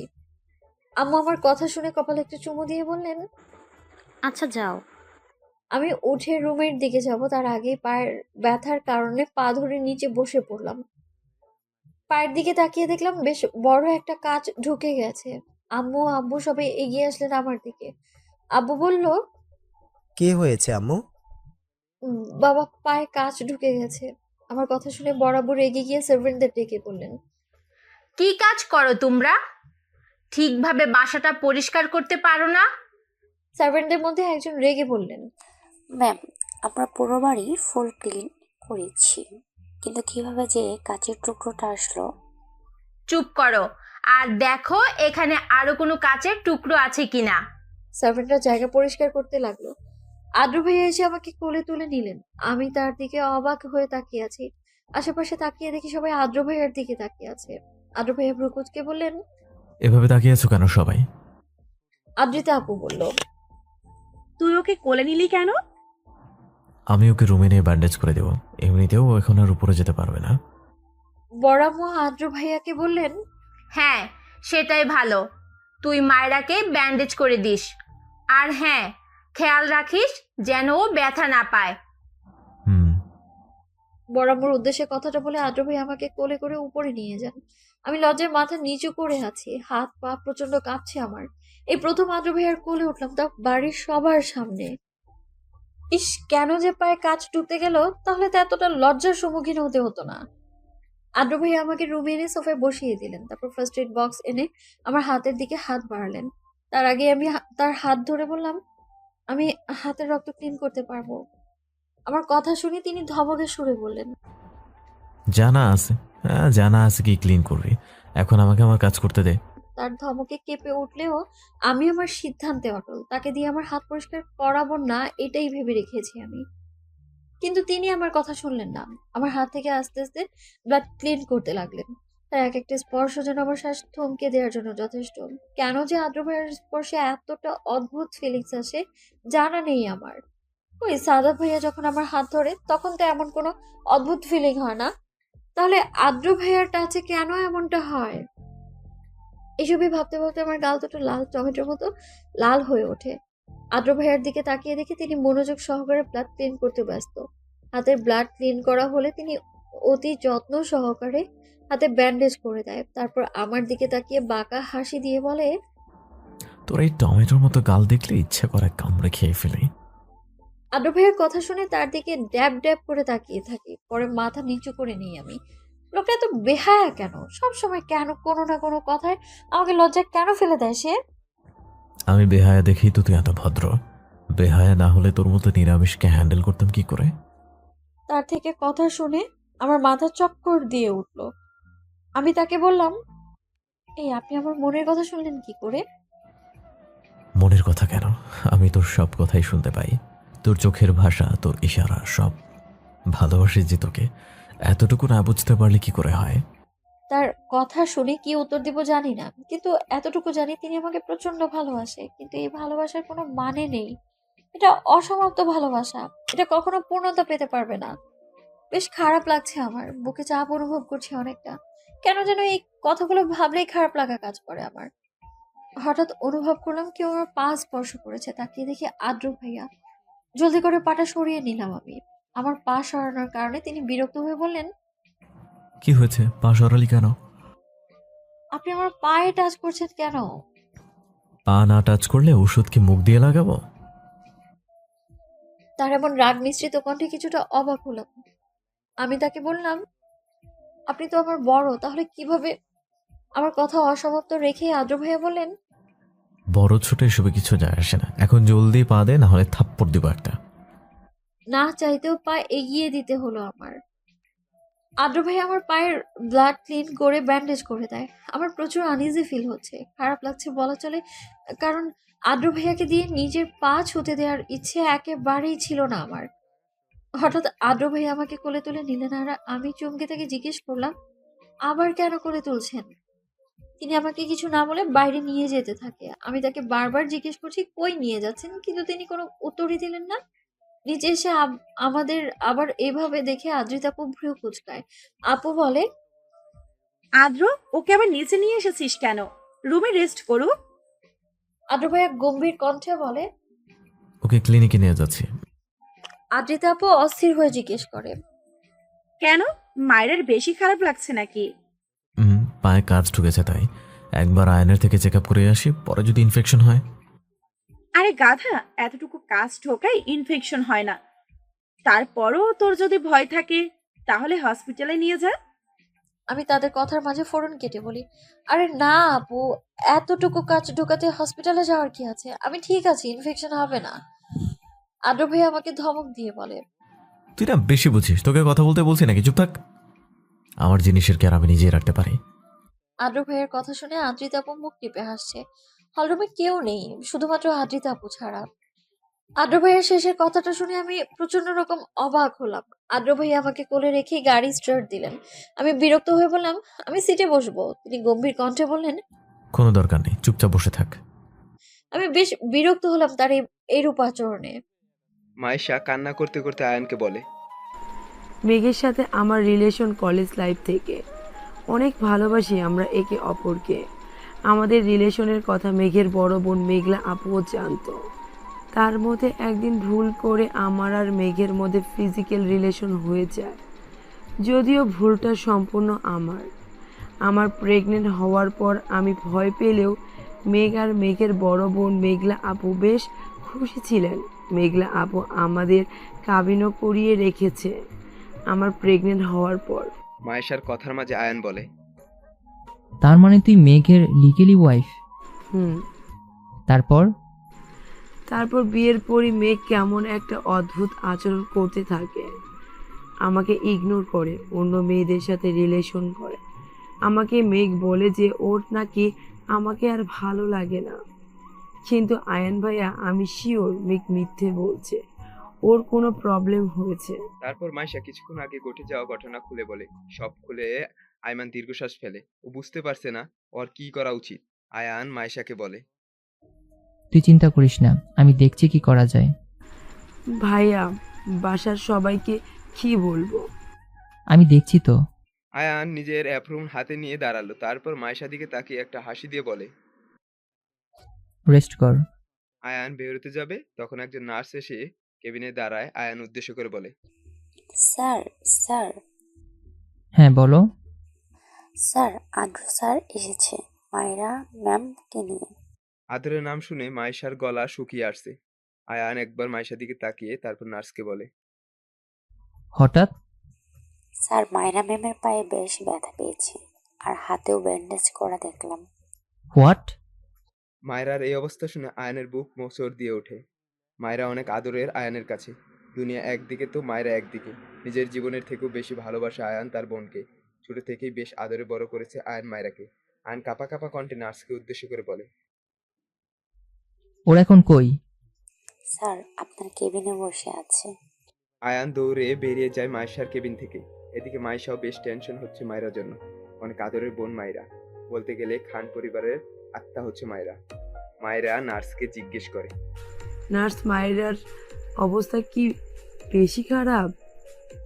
না ম্যাম, অতটা না। আপনি অস্থির হবেন না ম্যাম, রেস্ট করুন। এই হসপিটালটা আয়ানের, তাই মোটামুটি সবাই আয়ানের ফ্যামিলিকে চিনে। মেঘের অবস্থা দিন দিন খারাপ হচ্ছিল। মেঘলা ডাক্তারের থেকে পরামর্শ করে পরশুদিন ওকে দেশের বাইরে নিয়ে যায় চিকিৎসার জন্য। বাংলাদেশের ডাক্তাররা বলেছে যদি একটু উন্নতি হয় হতে পারে, তাই মেঘলা একটু আশা নিয়েই বিদেশ পাড়ি দেয় বাইকে নিয়ে। এখানে মেঘের যদিও একটু মত ছিল না, তারপরও মেঘলা মেঘের বাচ্চার ওয়াদা দিয়ে ওকে বিদেশে চিকিৎসা করাতে নিয়ে যায়। আয়ান দৌড়ে কেবিনে ঢুকে দেখে মায়েরা বেডে মুখ ফুলিয়ে বসে আছে আর তার পাশেই আদর দাঁড়িয়ে ফোন টিপছে। আয়ান দৌড়ে গিয়ে মায়েরাকে জড়িয়ে ধরে কপালে একটা চুমু দেয়। মায়ের এমন ভালোবাসা দেখে মুচকি আসে আদ্র। ও মনে মনে ভাবে, কতটা লাকি আমার বউ, এত কেয়ারিং একজন ভাই পেয়েছে। আয়ানের মতো কেয়ার তো আমিও করতে পারতাম না। ভাইয়ার কেবিনে বসেছিলাম আমি, তখনই ভাইয়া এসে জড়িয়ে ধরে আমায়। আমি ভাইয়াকে বলি, কালকে কই ছিলে ভাইয়া? আমার প্রশ্নটা শুনে ভাইয়া কেমন যেন আমতা আমতা করতে লাগলেন। আয়ান ভাইয়া বলল, কালকে অনেক দরকারি একটা সার্জারি ছিল তো, তাই আসতে পারিনি। ও। আয়ান ভাইয়া আদ্র ভাইয়ার দিকে তাকিয়ে জিজ্ঞেস করে, আদ্র, মায়ের এমন অবস্থা কিভাবে হলো? আমি ভীত দৃষ্টিতে আদ্র ভাইয়ার দিকে তাকিয়ে আছি। মনে মনে প্রে করছি যেন আদ্র ভাইয়া আজকের ঘটনাটা না বলে। আদ্র ভাইয়া ভাইয়াকে বলে, আসলে আয়ান, আদ্র ভাইয়া আর কিছু বলতে যাবে তখনই একজন দৌড়ে এসে বলে, ডাক্তার আয়ান, আপনার পেশেন্টের শ্বাস নিতে প্রবলেম হচ্ছে, জলদি আসুন। আয়ান ভাইয়া কথাটা শুনে আমাদের উদ্দেশ্য করে বলে, তোরা থাক, আমি একটু দেখে আসি। ভাইয়ার কথার বিপরীতে মাথা নাড়লাম আমি। ভাইয়া চলে যাওয়ার পর আমি আদ্র ভাইয়ার দিকে তাকিয়ে বললাম, আদ্র ভাইয়া প্লিজ ভাইয়াকে আজকের ঘটনাটা বলবেন না কিছু প্লিজ, ভাইয়া পাগল হয়ে যাবে নিশ্চিত। আমার কথা শুনে আদ্র ভাইয়া ছোট করে বললেন, আমি যদি নাও বলি তাহলে বাড়ির কারো না কারো কাছ থেকে আয়ান ব্যাপারটা জেনে যাবে, তখন কি করবি? তখনকার ব্যাপার হ্যান্ডেল করে নিব, বাট আপাতত না। ভাইয়াকে দেখে বেশ চিন্তিত মনে হচ্ছিল, তাই এখন আর স্ট্রেস দিতে চাইছি না। আচ্ছা, বলবো না। আদ্র ভাইয়ের কথা শুনে প্রশান্তির শ্বাস ফেললাম। আমি বসেছিলাম, তখনই ফোনে একটা মেসেজ আসে আমার। মেসেজটা দেখে কপালে বিন্দু বিন্দু ঘাম জমা হয় আমার। আমার মনের ভেতর জায়গায় আদ্র ভাইয়াকে হারিয়ে ফেলার ভয়। এবার হয়তো আদ্র ভাইয়াকে হারিয়ে ফেলবো আমি। মেসেজটার দিকে তাকিয়ে কয়েক ফোঁটা অশ্রু বিসর্জন দিলাম আমি। আমার মেসেজটা দেখে বেশ ভয় হচ্ছিল। মেসেজটা ছিল তূর্ণার। তূর্ণা সম্পর্কে আমার ফুফাতো বোন হয়। আব্বুর মোট 3 ভাই 1 বোন। তার মধ্যে তূর্ণার আম্মু মানে আমার ফুপি, সে হচ্ছে সবার ছোট। তূর্ণা মেসেজটা পাঠিয়েছে, মায়ু, আমরা আগামী মাসে বিডিতে ব্যাক করছি, তাই তুইটি থাকিস। বিডিতে আসা মাত্রই আমার রাত্রে বিয়ে হবে। বিয়ের কথাটা শুনে একটু চমকালাম না, কারণ তূর্ণার আদ্র ভাইয়ের বিয়ে আগে থেকে ঠিক হয়ে আছে। যদিও আদ্র ভাইয়া এই বিয়ে সম্পর্কে কিছুই জানে না, আমার মনে মাঝে মাঝে একটা প্রশ্ন উদয় হয়। সেটা হচ্ছে, যদি তূর্ণার সাথে আদ্র ভাইয়ার ব্যাপারটা আদ্র ভাইয়া জানতে পারে, তাহলে কি ভাইয়া আমায় ভুলে যাবে? এই প্রশ্নটা যখনই মাথায় আসে আমার তখনই বুকে এক প্রকার চাপ অনুভব হয়। জানি না কেন, হয়তো তার প্রতি মায়া জন্মে গেছে। এসব ভাবার সময় কখন যে চোখটা ভিজে এসেছে খেয়ালই নেই আমার। কিছুক্ষণ আয়ন ভাইয়া এসে আমার হাত পায়ের ব্যান্ডেজ খুলে আবারও নতুন করে কিছু মেডিসিন লাগিয়ে দিয়ে ব্যান্ডেজ করে দিলেন। আয়ান ভাইয়া আদ্র ভাইয়াকে জিজ্ঞেস করলেন, কি হলো আদ্র, বল, কিভাবে মায়ের এমন অবস্থা হলো? আদ্র ভাইয়া আমার দিকে তাকিয়ে অদ্ভুত হাসলেন। এই হাসির অর্থ জানা নেই আমার। আদ্র ভাইয়া বললেন, জানিস না তোর বোন কতটা কেয়ারলেস? তেমন ভাবে কেয়ারলেসে চলতে গিয়ে এটা করিয়েছে। আদ্র ভাইয়ার কথা শুনে ভাইয়া আমার দিকে চোখ গরম করে তাকালেন। আমার প্রচুর রাগ লাগছে আদ্র ভাইয়ার প্রতি। তিনি কেন এটা বললেন? অন্য কিছু তো বলতে পারতেন। এখন ভাইয়া আমাকে তার মহা মূল্যবান ডাক্তারি লেকচার শোনাবে। আমি আদ্র ভাইয়ার দিকে তাকিয়ে দেখলাম তিনি মুখ টিপে হাসছেন। আয়ন ভাইয়া বেশ কিছুক্ষণ তার লেকচার দিয়ে আমাদের যেতে বললেন। আদ্র ভাইয়া আমাকে কোলে করে গাড়িতে নিয়ে বসালেন। গাড়িতে বসানো মাত্রই আমি তার কলার টেনে বললাম, এই আপনার কি দরকার ছিল ভাইয়াকে এটা বলার? অন্য কিছু বলা যেত না? My wish, none of your business. হ্যাঁ, গট ইট। কথাটা বলে আমার হাত থেকে নিজের কলার ছাড়িয়ে নিয়ে ড্রাইভিং এ মন দিলেন। প্রচুর রাগ লাগছে আমার, কিন্তু কিছু তো করার নেই। 1 সপ্তাহ পর হাত পায়ের ক্ষত ঠিক হয়ে গেছে। এখন আমি একা একাই চলাফেরা করতে পারি। এই কয়েকদিনে আদ্র ভাইয়া একদম পাল্টে গেছে। আগের থেকেও বেশ গম্ভীর হয়ে গেছে। কেউ ওনার সামনে গেলেই ধমক দেয় কোনো কারণ ছাড়াই। আদ্র ভাইয়ার এমন আচরণে বাড়ির সবাই অনেক চিন্তিত তাকে নিয়ে। সবচেয়ে অদ্ভুত বিষয় হচ্ছে আদ্র ভাইয়া এখন আর আমার সাথে দেখা করে না। বিষয়টা বেশ অবাক করেছে আমাকে। যেই আদ্র ভাইয়া কিনা আমাকে দেখা ছাড়া এক মুহূর্ত টিকে থাকতে পারতো না, সে কিনা পুরো 1 সপ্তাহ আমায় না দেখে কাটিয়েছে। তাহলে তিনি কি আমায় ভুলে গেছেন? ক্লাবের মধ্যে মাতাল হয়ে পড়ে আছে আদ্র। রোহিত অবাক হয়ে তাকিয়ে আছে, কারণ আদ্র কখনো মত্ত দূর একটা সিগারেট পর্যন্ত টাচ করেনি। আদ্র একটার পর একটা মদের বোতল শেষ করছিল। তখন রোহিত আদ্রের কাছে এসে বলে, আর তো কি করছিস এসব? এত ড্রিঙ্ক করলে তোর হেলথের প্রবলেম হবে। কি হয়েছে তোর, একটু বলবি? এমন আচরণ করছিস কেন?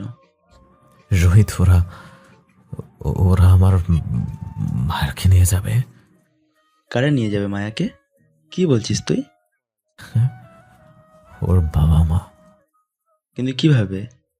আমরা তো সব ঠিক করে দিয়েছি। আর তাছাড়া ওদের কাছে তো লিগালি নোটিশও নেই। আছে। মানে কি, কিভাবে? আদ্র আর কিছু বলার আগেই রোহিতের কাঁধে ডলে পড়ে যায়। রোহিত আদ্রকে দেখে উলে সেন্স নেই। রোহিত দীর্ঘশ্বাস ছেড়ে বলে, বেশি ড্রিঙ্ক করার ফল। জানালার ধারে বসে শূন্য আকাশ পানে চেয়ে আছে মাইশা, চোখে পানি। মাইশা এখন হস্টেলে থাকে, যতদিন পর্যন্ত না বেবি হচ্ছে ততদিন পর্যন্ত এখানে থাকতে বলেছে আয়ানোকে। বাড়ির সবাইকে ম্যানেজ করা শেষ। মাইশা আকাশের দিকে তাকিয়ে বলে, মেঘ, আমি জানি তুমি আমাকে ভালোবাসো, কিন্তু কেন তুমি মিথ্যে বললে? আর কই চলে গেছো তুমি? একবার ফিরে আসো প্লিজ। তোমাকে ছাড়া আমাদের বাচ্চাকে কিভাবে বড় করব? রাতের বেলা বই নিয়ে হালকা ঘাটাঘাটি করছি। কালকে থেকে ক্লাস শুরু হবে, কিন্তু পড়ায় একটুও মন বসছে না। বারবার আদ্র ভাইয়ের কথা মনে পড়ছে। নিজের মনকে যতটা কন্ট্রোল করার চেষ্টা করি ততবারই আদ্র ভাইয়ের কথা মনে পড়ে। কিছুক্ষণ পর বাসার কলিং বেল বেজে ওঠে। আমি দৌড়ে গিয়ে দরজাটা খুলে দিই। দরজা খোলার পর দেখি আদ্র ভাইয়া একটা রোহিত ভাইয়ার কাঁধে ভর দিয়ে আছে। আমি কিছুটা ভয় পেয়ে গেলাম। রোহিত ভাইয়া বলল, ভয় পাওয়ার কিছু নেই, আদ্র ঠিক আছে, ড্রিঙ্ক করার ফলে জ্ঞান হারিয়েছে। আমি অবাক হয়ে বললাম, ড্রিঙ্ক? কিন্তু ভাইয়া তো এসব। আমার কথা শেষ হওয়ার আগে রোহিত ভাইয়া বলল, জানি, আর তো এসব খায় না। আসলে আজকে যে ওর কি হয়েছে আমরা কেউই জানি না। আমি এখনো আদ্র ভাইয়ার দিকে অবাক হয়ে তাকিয়ে আছি। রোহিত ভাইয়া বলল, একটু হেল্প করো, ওকে ওর রুমে দিয়ে আসি। টেবিলের উপর পা দিয়ে বসে আছে আদনান মাহমুদ। কিছুক্ষণ পর আবার সিগারেটও টান দিচ্ছে। তখন একটা ছেলে এসে বলে, স্যার খবর আছে। বল। স্যার মেয়েটার খবর পেয়েছি। কই থাকে? স্যার ভিডির ডিএমএ পড়ে। আদ্র ভাইয়াকে বেডে শুইয়ে দেওয়ার পর রোহিত ভাই চলে গেল। আমি আদ্র ভাইয়ার পাশে বসে তার মাথায় হাত দিলাম। আদ্র ভাইয়ার দিকে তাকিয়ে এক ফোঁটা পানি গড়িয়ে পড়লো চোখ থেকে। কতটা বদলে গেছে আদ্র ভাইয়া। চেহারা সেই উজ্জ্বলতা নেই। আগের থেকে বেশ শুকিয়ে গেছে তিনি। চোখের নিচেও কালি পড়ে গেছে। হঠাৎ আদ্র ভাইয়া চোখ খুলে আমাকে দেখে লাফিয়ে উঠে বসে পড়ে। আমি ভয় পেয়ে কিছুটা দূরে সরে যাই, কিন্তু আদ্র ভাইয়া আমার হাত ধরে কাছে টেনে এনে আমার গাল দুটো ধরে বলে, ভালোবাসি মায়াপুরি, প্লিজ ছেড়ে যাস না আমায়, মারা যাবো আমি। আদ্র, কি বলছেন এসব? অনেক ভালোবাসি তোকে, এক আকাশ ভালোবাসি। কেন বুঝিস না আমার ভালোবাসা? আমি কিছু বললাম না। তিনি আবারও বললেন, কেন বুঝিস না মায়েরা, আমি যে অনেক বেশি চাই তোকে। তোকে ছাড়া আমি অসমাপ্ত, আমি মরে যাবো তোকে ছাড়া। আমার চোখ দিয়ে পানি পড়ছে। আমি কাপা কণ্ঠে বললাম, ভালোবাসি। কি বললি? আরেকবার বল প্লিজ। ভালোবাসি, খুব ভালোবাসি। আদ্র ভাইয়া হাসলেন, মনোমুগ্ধকর তার হাসি। তিনি হেসে আমার সারা মুখে শব্দ করে চুমু খেলেন। সকালে স্নিগ্ধ আলো আর হিমশীতল বায়ু জানালার পর্দা ভেদ করে ভিতরে আসছে। হিমশীতল ঠান্ডা বাতাসের কারণে ঘুম ভেঙে যায় মায়রার। মায়রা অনেক কষ্টে নিজের চোখ খুলে। রাতে বেশ দেরিতে ঘুমিয়েছে। চোখ খোলা মাত্রই ছোটখাটো একটা ঝাটকা খায় মায়রা। মায়রা দেখে আদ্র একদম ওর কাছে এসে ঘুমিয়ে আছে। মায়রা নড়তেও পারছে না, কারণ আদ্র ওকে একদম আষ্টেপৃষ্টে জড়িয়ে আছে। তখনই মায়রার খেয়াল হয় কাল রাতের কথা। কাল রাতে আদ্র অনেক জেদ করছিল মায়রাকে জড়িয়ে ধরে ঘুমাবে। মায়রা প্রথমে রাজি না হলো, পরে বাধ্য হয়ে রাজি হয়ে যায়। মায়রা আলতো হাতে আদ্রের গাল স্পর্শ করে। হালকা কেঁপে ওঠে আদ্র, তবুও ঘুম ভাঙলো না ওর। আপনাকে বলে তো দিলাম ভালোবাসি, কিন্তু আদৌ কি এই ভালোবাসা পূর্ণতা পাওয়ার যোগ্য? আপনাকে ভালোবাসতে পারবো না আমি। আপনি আমার না। বোন হয়ে কিভাবে নিজের বোনকে ঠকাবো আমি? আমি তোনাকে ওয়াদা দিয়েছি আমাদের এই ভালোবাসা পূর্ণতা পাবার নয়। মায়েরা কথাগুলো ভেবে খুব সাবধানতার সাথে আদ্র থেকে নিজেকে ছাড়িয়ে নিয়ে দৌড়ে রুম থেকে বেরিয়ে যায়। আদ্র এখনো গভীর ঘুমে মগ্ন। মায়েরা রুমে এসে দরজা আটকিয়ে কান্না করে দেয়। ও এখন মনে প্রাণে দোয়া করছে যে আদ্রের যাতে কাল রাতের কথা মনে না থাকে। সকাল 8টার দিকে ঘুম ভেঙে যায় আদ্রর। ঘুম থেকে ওঠা মাত্রই মাথা চেপে ধরে। বেশ মাথা ধরেছে। আদ্র বেড সাইড থেকে তেঁতুলের পানির টুকু নিয়ে খেয়ে ফেলে। পানিটা খাওয়ার পর মাথা ব্যথা অনেকটাই কমেছে। আদ্র নিজের দিকে তাকিয়ে দেখে ও একটা ব্ল্যাক টি শার্ট পরা, পুরো কুচকায় আদ্র। আমি তো জ্যাকেট পরেছিলাম, ড্রেস চেঞ্জ করলো কে? আর আমার টি শার্ট থেকে লেডিস পারফিউমের স্মেল আসছে কেন? রাতে কি রুমে কেউ এসেছিল? আদ্র নিজের মাথা চেপে ধরে মনে করার চেষ্টা করছে, কিন্তু ফলাফল শূন্য। রেডি হয়ে নিচে নেমে আসে আদ্র। আদ্রের চোখ এখনো মায়রাকে খুঁজছে, কিন্তু কোথাও দেখা পেল না। তখনই পিছন থেকে আদ্রিতা বলে ওঠে, কাকে খুঁজছিস? মায়রা কই? ও কলেজে গেছে। বলে গেছিস আজকে ওর মেডিকেল ফার্স্ট ক্লাস। শিট, আবার আমি বেরোচ্ছি। বলেই দৌড়ে বাইরে চলে যায় আদ্র। বাইক নিয়ে রাস্তার টং দোকানের পাশে দাঁড়িয়ে আছে আয়ান। কারণ একটাই, জান্নাতের সাথে দেখা করা। জান্নাত হচ্ছে আয়ানের একমাত্র ভালোবাসার মানুষ। সেদিন ছাদে বলা কথাটাও জান্নাতকে উদ্দেশ্য করেই বলেছিল। জান্নাতদের বাসা আর আয়ানদের বাসা একদম এক চার্জ। জান্নাত কখনোই আয়ানকে পছন্দ করে না, এমনকি পছন্দ তো দূর, জান্নাত আয়ানকে দেখলেই কেন যেন রেগে যায়। কারণটা অজানা আয়ানের কাছে। প্রায় 10 বছর ধরে জান্নাতের পিছনে ঘুরছে আয়ান, কিন্তু আজ পর্যন্ত কোনো লাভ হয়নি। আয়ান জান্নাতের কথা ভাবছিল, ঠিক তখনই রাস্তার পাশ দিয়ে হেঁটে যাচ্ছিল জান্নাত কলেজের উদ্দেশ্যে। জান্নাতকে দেখা মাত্রই আয়ান মুচকি হাসে, কিন্তু আয়ানের হাসি মুখে বেশিক্ষণ টিকল না। কয়েকজন ছেলে এসে আয়ানের মাথায় রড দিয়ে বাড়ি মারে। রাস্তায় লটিয়ে পড়েও পুরো রাস্তায় আয়ানের রক্ত গড়াগড়ি খাচ্ছে। আয়ান জান্নাতের দিকে তাকিয়ে দেখে জান্নাত বিশ্বজয়ের হাসি দিচ্ছে। আয়ান বুঝতে পারে কাজটা জান্নাতি ঘটিয়েছে। বুঝবে একদিন আমার শূন্যতা, যেদিন আমি থাকবো না তোমার কাছে। আজ হাসছো, সেদিন কাঁদবে। হ্যাঁ, আমার জন্যই কাঁদবে সেদিন। হয়তো দেরি হবে একটু, কিন্তু তাতে কি, আমার ভালোবাসা তো একটু হলো সার্থক হবে। কথাগুলো বলে একটা দীর্ঘ নিঃশ্বাস ছেড়ে আজীবনের মতো চুপ হয়ে যায় ও। মেঘের অবস্থা দিনকে দিন খারাপ হচ্ছে। ডক্টররা প্রায় আশা ছেড়ে দিয়েছে বলা চলে। মেঘের ব্রেন অপারেশন করা হয়েছে, বাঁচতে পারে, কিন্তু মেঘের অবস্থা এতটাই খারাপ যে মেঘকে একটা ইনজেকশন দিতে হলেও 10 বার ভাবতে হয়। সেখানে অপারেশনটা বেশ কঠিন। মেঘের পাশে বসেছিল মেঘলা, চোখে ওর মেঘকে হারানোর তীব্র ভয়। মেঘ অনেক কষ্ট করে মেঘলাকে বলে, আপু প্লিজ ডক্টরকে বল না আমাকে আর কয়েকটা মাস বাঁচিয়ে রাখতে। আমি আমার বাচ্চাকে দেখতে চাই, প্লিজ আপু।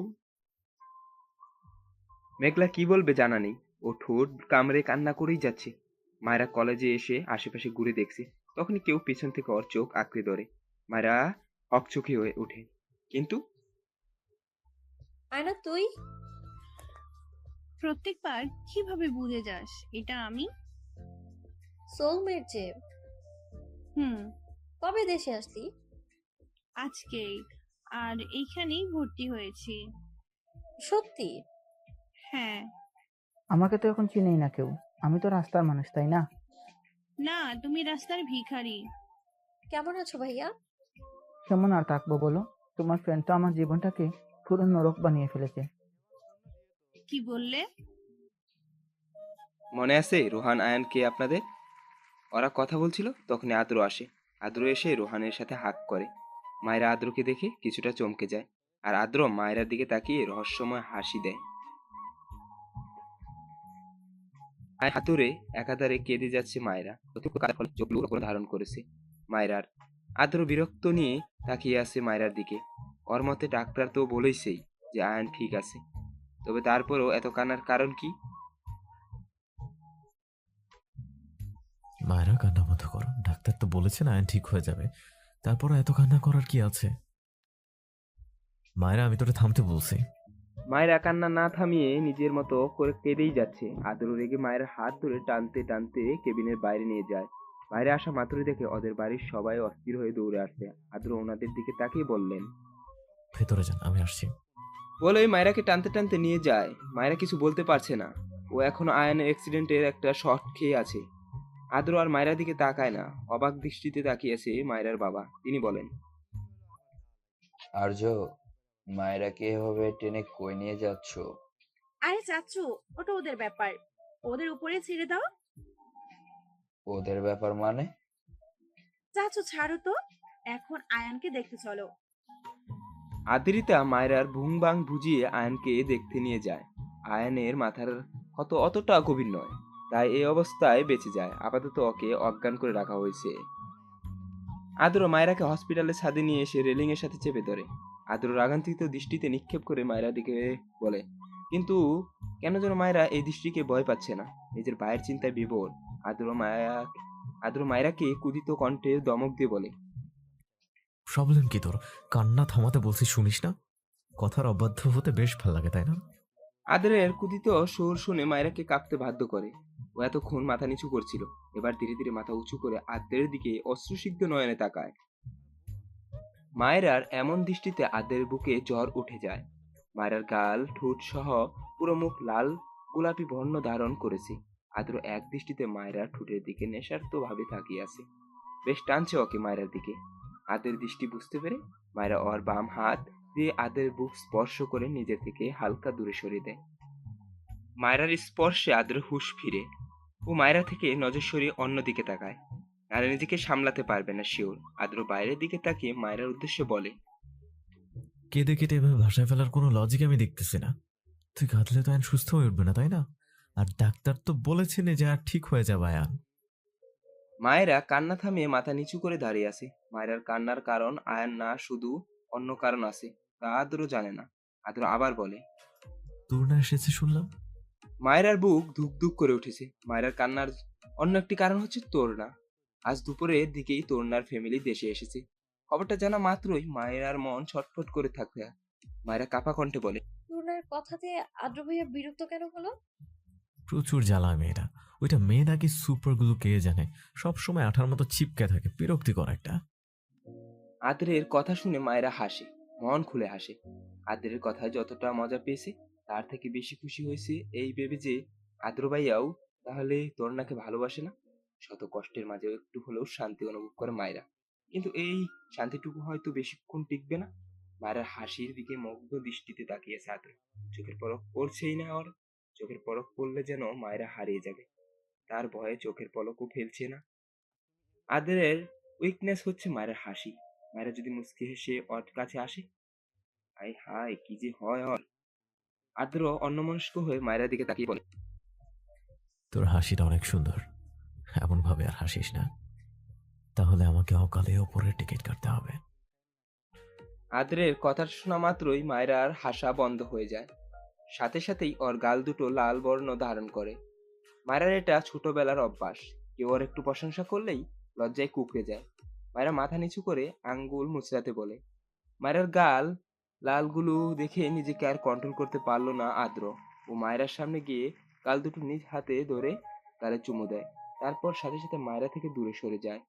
আদ্রের এহেন কাণ্ডে মায়েরা অবাক হয়ে তাকিয়ে আছে ওর দিকে।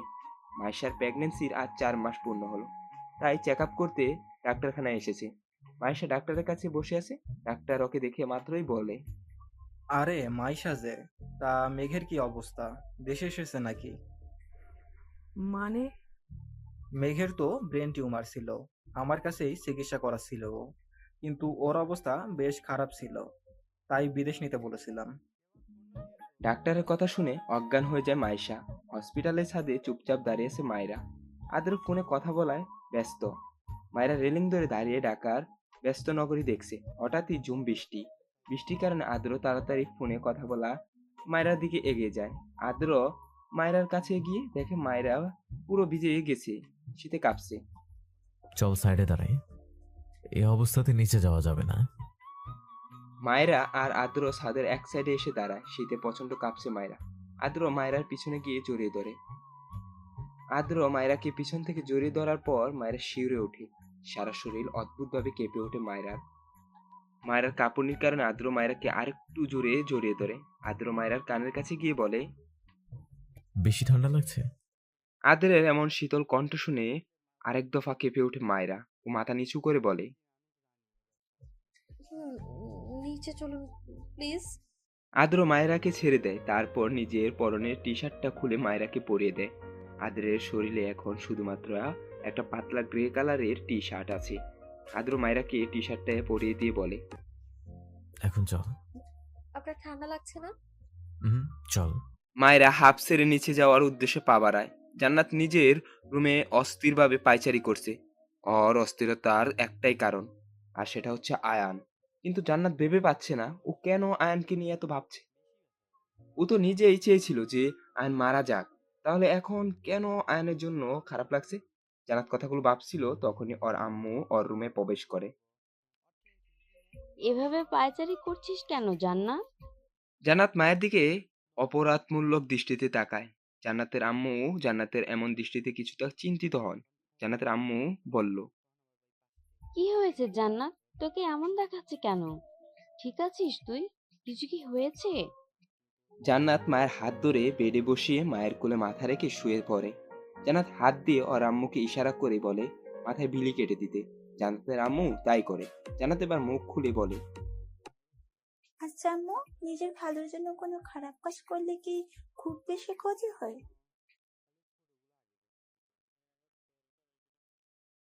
মেয়ের এমন প্রশ্নে জান্নাতের আম্মু কিছুটা চমকায়। তিনি বলেন, নিজের ভালোর জন্য কোনো খারাপ কাজ করা ঠিক না মা। তাহলে এটা স্বার্থপরতার পরিচয় বহন করে।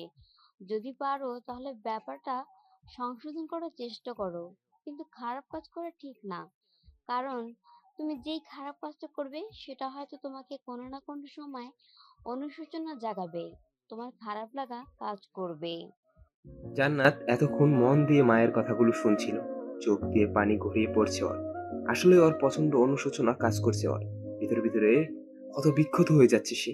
জান্নাত হঠাৎই টু করে কেঁদে ওঠে। মেয়ের হঠাৎ কান্না দেখে জোহরা বেগম অস্থির হয়ে জান্নাতকে জিজ্ঞেস করে, কি হয়েছে মা, কাঁদছিস কেন? আম্মু, আমি অনেক বড় একটা ভুল করে ফেলেছি। কি করেছিস বল আমাকে। জান্নাত ওর আম্মুকে সব খুলে বলে।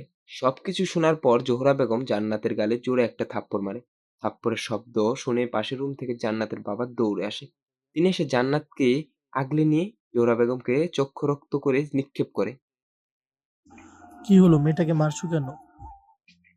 কেন মেরেছি ওকেই জিজ্ঞেস করো। ছি, আমার তো লজ্জা করছে। আমি তোর মতো একটা মেয়েকে পেটে ধরেছি, এতটা নিচ তুই কিভাবে হলি জান্নাত? জান্নাত মায়ের রাগী কণ্ঠস্বর শুনে জোরে কান্না করে দেয়। মায়ের আর আদ্র নিচে নামা মাত্রই কোথা থেকে যেন তরুণা দৌড়ে এসে আদ্রকে জড়িয়ে ধরে। কই ছিলে Adro? I miss you so much. মায়ের আর আদ্র দুজনেই অবাক তরুণাকে এই সময় এখানে দেখে। তার থেকেও বেশি অবাক তরুণার ড্রেস আপ দেখে। তরুণার পরনে একটা 3/4 প্যান্ট আর খুব ছোট একটা স্লিম শার্ট। তার থেকেও বড় কথা, শার্টের প্রথম 2টা বোতাম খোলা। আদ্র বিরক্ত হয়ে তরুণার দিকে তাকিয়ে, এসব কি তোর না? পাবলিক প্লেসে এভাবে জড়িয়ে ধরছিস কেন? মাথায় আদ্র সম্পূর্ণ কথা শেষ করার আগেই তরুণার ড্রেস আপ দেখে লজ্জায় মাথা নামিয়ে নেয়। আদ্রের রাগও লাগছে বেশ, কিন্তু হসপিটালে সিনক্রেট করা ঠিক হবে না। তরুণা ঢং করে বলে, কি হলো জান, কথা বলছো না কেন? আর তুমি মাথা নিচু করে আছো কেন? আদ্রের ইচ্ছে করছে তরুণাকে একটা থাপ্পড় মারতে, কিন্তু ও এটা করতে পারছে না, কারণ এটা পাবলিক প্লেস। এখানে তরুণাকে জোরে একটা ধমক দিলেও মানুষ জড়ো হয়ে ভিডিও করা শুরু করবে। আদ্র মায়ের দিকে তাকিয়ে বলে, ওকে বলে দিস ড্রেস চেঞ্জ করতে। কথাটা বলেই সেখান থেকে হনহনিয়ে চলে যায় আদ্র। মায়েরা আদ্রের যাওয়ার দিকে তাকিয়ে বড় করে একটা নিঃশ্বাস ফেলে। আদ্রকে আর কিছুক্ষণ তরুণার পাশে দেখলে ও দম বন্ধ হয়ে মৃত্যুবরণ করত। তরুণা মায়েরাকে বলে, আদ্র আমাকে দেখলোই না। কত কষ্ট করে পার্লার থেকে সেজে এসেছিলাম। ধ্যান। মায়েরা হাসলো, মনে মনে হাসলো, কারণ তরুণার সামনে হাসলে নিশ্চিত মেয়েটা ওর 12টা বাজাবে। তরুণা মায়েরার দিকে ভ্রু কুঁচকে তাকা ও বলে, তোর শরীরে আদ্রের শার্ট কেন? আসলে বাইরে বৃষ্টি হচ্ছিল, তখন আমি পুরো ভিজে গিয়েছিলাম তাই। এই সামান্য কারণে আদ্র তোকে নিজের পরনের শার্ট দিয়ে দিল? কই, আমি যখন বিডিতে ছিলাম তখন তো আমাকে কখনো নিজের শার্ট দিল না। এটা তোদের ব্যাপার, আমি কিভাবে বলবো? আমার উডবি হাজবেন্ডের শার্ট তোর শরীরে থাকার কোনো অধিকার নেই। বলেই টান দিয়ে আদ্রের শার্টটা মায়েরা থেকে নিতে যাবে, তখনই আদ্র এসে তরুণার হাত ধরে। আদ্র তরুণার দিকে চোখ গরম করে তাকিয়ে বলে, ডোন্ট ডু দিস। আদ্রের চোখ গরম দেখে তরুণা ভয়ে চোখ নামিয়ে নেয়, কারণ আপাতত আদ্রকে বেশ ভয়ঙ্কর লাগছে। আদ্র যখন মায়েরা থেকে নিজের ফোন নিতে এসেছে, তখন মায়েরা আর তরুণার কথা প্রথম সরে ফেলে। আর যখন তোমরা টি শার্টটা নিতে চাচ্ছিল, তখন কেন জানি আদ্রের রাগ চরম পর্যায়ে চলে। আদ্র মায়েরা হাত ধরে বাইরে নিয়ে যায়, আর যাওয়ার আগে তরুণাকে একটা থাপ্পড় মেরে যায়। তরুণা গালে হাত দিয়ে আদ্র যাওয়ার মায়েরার দিকে দেখছি। তরুণা এখনো শক, ও বুঝতে পারছে না আদ্র ওকে থাপ্পড় কেন মারলো। মায়েরার জন্য আদ্র আমাকে থাপ্পড় মারলো? আমি আর যাই হোক মায়েরাকে বাঁচতে দিতে পারবো না। আদ্র গাড়িতে বসে জোরে জোরে শ্বাস নিচ্ছে। বেশ রাগ লাগছে ওর তরুণার উপর। ইচ্ছে করছে তরুণাকে মেরে ফেলতে। মায়েরা আদ্রের দিকে তাকিয়ে দেখে আদ্রের চোখগুলো বেশ লাল হয়ে আছে, কেন যেন রক্ত পড়া শুরু করবে। মায়েরা নিচে আদ্রকে জিজ্ঞেস করে, আপনি ঠিক আছেন? না। কেন? তোর জন্য। আমার জন্য মানে? তরুণা যখন তোর থেকে শার্ট নিচ্ছিল তখন কোনো প্রতিবাদ করলি না কেন? সেই অধিকার আমার নেই, ওনার অধিকার ছিল তাই ও নিয়েছে। মানে? বাসার কারো থেকে জেনে নেবেন।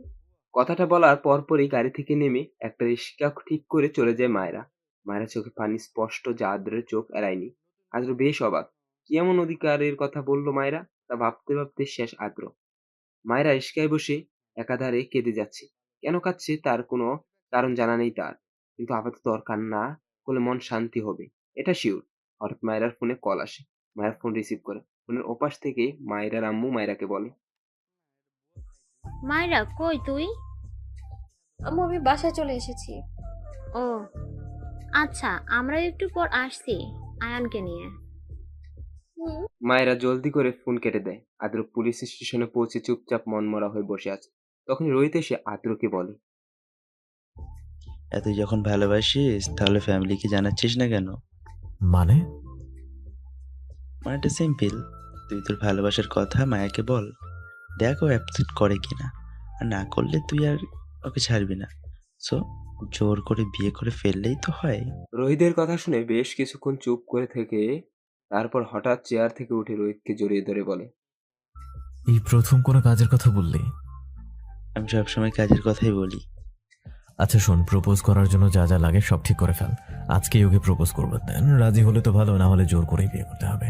আয়ানকে বাসায় আনা হয়েছে। ও পুরোপুরি সুস্থ না হলেও সুস্থ বলা চলে। আয়ানকে দেখতে জান্নাতের বাবা মা দুজনেই এসেছে।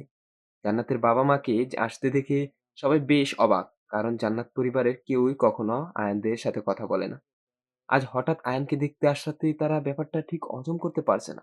তারপরে মুখে সৌজন্যতার হাসি ফুটিয়ে তাদের সাথে কথা বলছে। মায়েরা চুপচাপ ছাদে দাঁড়িয়ে আছে। চারপাশে অন্ধকার নেমে এসেছে। কিছুক্ষণ পরেই সন্ধ্যা হবে, তাই মায়েরার মনটা বেশ খারাপ। ছাদে আসার আগে যখন বড় মার রুম ক্রস করে আসছিল, তখন তাদের কথোপকথন শুনতে পায়। তারা আদ্রের বিয়ে নিয়ে কথা বলছিল। তারা চায় আর অল্প কয়েকদিনের মধ্যে আদ্র আর তরুণার বিয়েটা যাতে হয়ে যাক। কথাগুলো শোনার পর মায়েরার শ্বাস নিতে অনেক কষ্ট হচ্ছিল। তাই তো এই ভোর সন্ধেবেলা ছাদে আসে। মায়েরা বাইরের দিকে দৃষ্টি তাকিয়েছিল, তখন আদ্রতা ওর দিকে হাত বাড়ায়। এই ভর সন্ধ্যাবেলা ছাদে কি করছিলি মায়েরা? আদ্রিতার কণ্ঠস্বর শুনে মায়েরা পিছে ঘুরে তাকায়। মায়েরা মলিন হাসিয়ে আদ্রিতাকে দেখে। মলিন হাসলি যে, মন খারাপ নাকি? ভাইয়ার জন্য চিন্তিত একটু। আরে আয়নের জন্য মন খারাপ করার কি আছে? ডাক্তার বলল তো আয়ন ঠিক হয়ে যাবে। আদ্রিতার ফোনে কল আসাতে ও পাশে চলে যায় কথা বলতে। কথা বলা শেষ হলে আদ্রিতা এসে মায়েরাকে বলে, মাইও নিচে চল তো জলদি। কেন আপু, কোনো দরকার? অনেক দরকার, জলদি চল। আদ্রিতা জলদি করে মায়েরাকে নিচে নিয়ে যায়। নিচে নামার পর আদ্রিতা মায়েরাকে নিজের রুমে এনে কাবার থেকে ড্রেস এনে মায়েরার হাতে দেয়। মায়েরা তা দেখে ব্রু কুঁচকায়। আপু ড্রেস দিচ্ছ কেন? আদ্র তোকে আমাদের বাংলো বাড়িটাতে নিয়ে যেতে বলেছে আর্জেন্টলি। কেন? সেটা তো আমাকেও বলেনি, শুধু বলেছে তোকে সুন্দর করে রেডি করে পাঠিয়ে দিতে। না গেলে হয় না আপু? তুই তো জানিস আদ্র কেমন, ওর কথায় অমান্য করলে কি হবে তা তো জানিসই। মায়েরা ড্রেসগুলো নিয়ে তৈরি হতে যায়। ড্রেস পরে আসার পর আদ্রিতা বেশ সুন্দর করে সাজিয়ে দেয় মায়েরাকে। মায়ের বিরক্তি লাগছে, কিন্তু তাও চুপ করে আছে, কারণ ও জানে আদ্রের কথা অমান্য করলে আদ্র কি করতে পারে। আদ্রিতা মায়েরাকে রেডি করে আদ্রের পাঠানো গাড়িতে যেতে বলে। মায়েরা মনে মনে বেশ ভয় হচ্ছে, ওর কেন যেন মনে হচ্ছে খারাপ কিছু হতে চলেছে। বাংলো বাড়িতে এসে গাড়ি থামতেই মায়েরার বুকের ভেতর দুকটুকানিটা যেন 4 গুণ হয়ে যায়। মায়েরা ড্রেস ধরে আস্তে আস্তে সামনে আগায়। দরজার কাছে আসতেই গোলাপি পাপড়ির বর্ষণ হয় মায়েরার উপর। অনেকটা অবাক হয়, প্রশ্ন নিয়ে সামনে আগায় মায়েরা। কিছুটা সামনে যেতেই একটা লোক এসে মায়েরাকে বলে, ম্যাম স্যার সেকেন্ড ফ্লোরে আছে। মায়েরা লোকটির কথা মতো সেকেন্ড ফ্লোরে যায়। সেকেন্ড ফ্লোরে যাওয়া মাত্রই মায়েরার চক্ষু চড়ক গাছ। সেকেন্ড ফ্লোরের চারিদিকে লাফসে বেলুন আর গোলাপের পাপড়ির ছড়াছড়ি। অনেক সুন্দর করে সাজানো হয়েছে সেকেন্ড ফ্লোরটাকে। মায়েরা জামা ছেড়ে দিয়ে সামনে আগানো মাত্র পিছন থেকে আদর এসে মায়েরাকে জড়িয়ে ধরে। মায়েরার কাঁধে নিজের থুতনি রেখে বলে, হ্যাপি ভ্যালেন্টাইন্স ডে জান। আদরের হিসিয়ে কথাগুলো শুনে কেঁপে উঠে মায়েরা। আদর মায়েরাকে ছেড়ে ওর সামনে হাঁটু গেড়ে বসে বলে, ছোট থেকেই তোর বাচ্চামুগুলোর প্রতি একটা অন্যরকম আকর্ষণ ছিল আমার। ছোট সময় যখন পুতুলের জন্য কান্না করতে, তখন ইচ্ছে করতো দুনিয়ার সব পুতুল তোর সামনে হাজির করতে। আস্তে আস্তে বয়স বাড়ার সাথে সাথে বুঝতে পারলাম তোকে আমি ভালোবাসি। আমাকে একটা সুযোগ দে না, বিশ্বাস কর কখনো তোকে নিরাশ করবো না। মা যেমন সন্তানকে আগলে রাখে, যে কোনো পরিস্থিতিতে আমিও ঠিক তেমনি তোকে আগলে রাখবো। একটু ভালোবাসবি আমাকে? কথাগুলো বলে অসহায় চোখে তাকিয়ে আছে মায়েরার দিকে আদ্র। ওর উত্তরে আশায় মায়েরা স্তব্ধ হয়ে আছে। মায়েরা চোখ বন্ধ করে নিজেকে শক্ত করে আদ্রকে বলে, আমি আপনাকে ভালোবাসি না, আর না আপনাকে কোনোদিন ভালোবাসা সম্ভব। আমি অন্য কাউকে ভালোবাসি, তার সাথে আমার 2 বছরের রিলেশন। এমনকি ছেলেটা আপনার থেকেও অনেক বেশি হ্যান্ডসাম। একদমে কথাগুলো বলে মায়েরা মাথা উঁচু করে দেখে আদ্রের লাল টকটকে চোখ থেকে পানি পড়ছে। আদ্র কাঁপছে, রাগে কাঁপছে নাকি অন্য কিছু তা জানা নেই মায়েরার। মায়েরার ভয় হচ্ছে খুব। মায়েরা আস্তে আস্তে পিছিয়ে যেতে থাকে। তখন আদ্র উঠে এসে মায়েরা হাত অনেক শক্ত করে চেপে ধরে। এতটাই শক্ত করে ধরেছে যে এখনো ভাঙেনি, এটাই অর্ধেক। আমি জীবিত থাকতে অন্য ছেলের সাথে রিলেশন করিস, সাহস তো কম না তোর। ইচ্ছে করছে তোকে এখনই জ্যান্ত পুঁতে ফেলে। তো করুন, মানা করেছে কে? তোকে মেরে ফেললে আমার প্রতিশোধ কিভাবে পূরণ হবে? মায়েরা অনেকটা অবাক হয় আদ্রের কথায়। মায়েরা নিজের কণ্ঠে অবাক সুর টেনে বলে, প্রতিশোধ? কিসের প্রতিশোধ? বাহ, আমাকে কষ্ট দিলি, আর শাস্তি তোকে না দিই কিভাবে? আমি অন্য ছেলের সাথে রিলেশন করি, এতে আপনাকে কষ্ট দেওয়ার কি হলো? রিলেশন করিস 2 বছর, কিন্তু আমি তোকে ভালোবাসি আর অনেক বছর ধরে, এবং সেটা তুই জানিস। আর জেনে শুনে অন্য একটা ছেলের সাথে রিলেশনে গিয়েছিস, তাহলে এটাকে ধোঁকা বলে না তো কি বলে?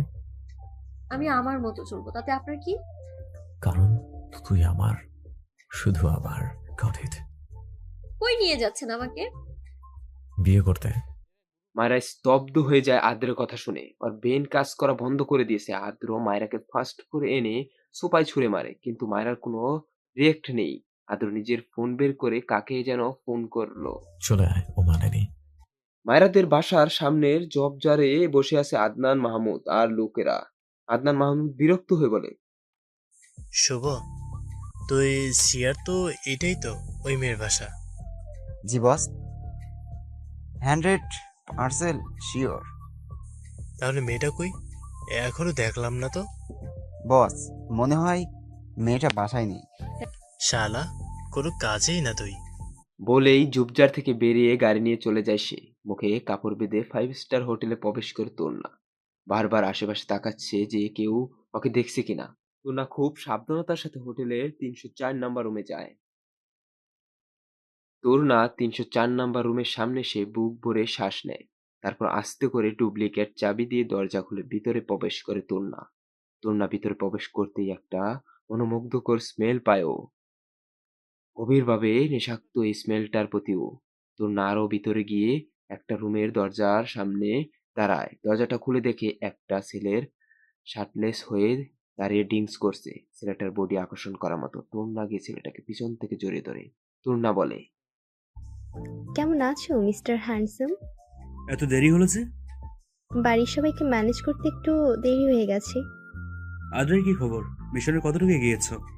অনেকটাই। আদ্রের বাবা মা চাইছেন খুব তাড়াতাড়ি আমাদের বিয়েটা দিয়ে দিতে। That's good. খুব তাড়াতাড়ি তারা সুখবর পাচ্ছি। কিয়া, কদিন হয়ে গেল তীব্র, তুমি আমাকে একটু আদর করো না? তীব্র পাকা হেসে তরুণাকে বেডে ধাক্কা দিয়ে ফেলে দিয়ে ওর দিকে এগিয়ে যায়। বধূ বেশে বসে আছে মায়েরা, পাশে আদ্র বসা। সাথে আরো অনেকে এসেছে আদ্র আর মায়েরার বিয়ের জন্য।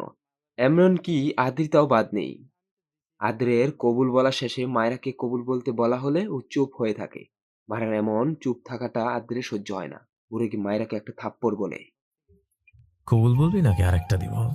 আদ্রের থাপ্পড় খেয়ে মায়েরা কান্না করে দেয়। ও অসহায় চোখে আদ্রিতার দিকে তাকায়। আদ্রিতা বলে, কবুল বলে দে বোন, না হলে আরো থাপ্পড় খেতে হবে। মায়েরার প্রচুর রাগ লাগছে আদ্রিতার উপর। ওর মনে হচ্ছে কই আদ্রিতা ওকে একটু হেল্প করবে, তা না সে নিজের ভাইয়ের অনৈতিক কাজে সাপোর্ট করছে। মায়েরার ভাবনার মাঝে আরো একটা থাপ্পড় পড়ে ওর গালে। মায়েরা আরো জোরে কান্না করে দেয়। এসব মেলো ড্রামা অফ করে জলদি কবুল বল, না হলে এখানেই তোকে মেরে একদম কবর দিয়ে যাব। বলবো না কবুল, মেরে ফেলো না মায়ের। বাবা, জোর করে বিয়ে করা তো ঠিক না। চুপ, একদম চুপ, জ্ঞান দিতে আসবেন না। আদ্রের ধমকে কাজী খুব ভয় পায়। কাজীকে ভয় পেতে দেখে রোহিত বলে, আরে চাচা, স্কুলের টিচারদের মতো জ্ঞান না দিয়ে সিন উপভোগ করুন না। শুধু শুধু ওদের ঝগড়ার ভেতর নাক গলাচ্ছেন কেন? ইটস ওকে চাচা, ক্যারি অন। আদ্র এবার নিজের পকেট থেকে গান বের করে নিজের মাথায় ঠেকিয়ে বলে। বল, বিয়ে করবি নাকি গুলি করব? মায়েরা অনেক ভয় পেয়ে যায় আদ্রের এমন আচরণ। মায়েরা ভীতু স্বরে বলে, সরান প্লিজ, আমি কবুল বলছি। আগে বল। আদ্রের কথা শুনে জলদি করে 3 বার কবুল বলে ফেলে, সাথে উপস্থিতি সবাই আলহামদুলিল্লাহ বলে ওঠে। বের আরো কিছু সময় সমাপ্তি হলো। পুরোপুরিভাবে স্বামী স্ত্রীর পবিত্র বন্ধনে আবদ্ধ হয় আদ্র আর মায়রার। এবার আমার প্রতিশোধ নেওয়া শুরু করব। এত কষ্ট দিব যে তুই তোর মৃত্যু কামনা করবি।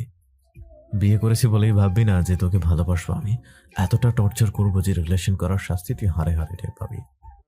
আদ্রের কথাগুলো শুনে কেঁপে ওঠে মায়রা। ও বুঝতে পারছে ওর জন্য বেশ বড় কোনো কিছু অপেক্ষা করছে। একটা পাতলা কম্বল জড়িয়ে তীব্রের বুকে শুয়ে আছে তরুণা, মুখে প্রশান্তির হাসি ওর। তরুণা তীব্রকে জিজ্ঞেস করে, একটা কথা জিজ্ঞেস করি, বলো। তুমি আদ্রের ক্ষতি করতে চাও কেন?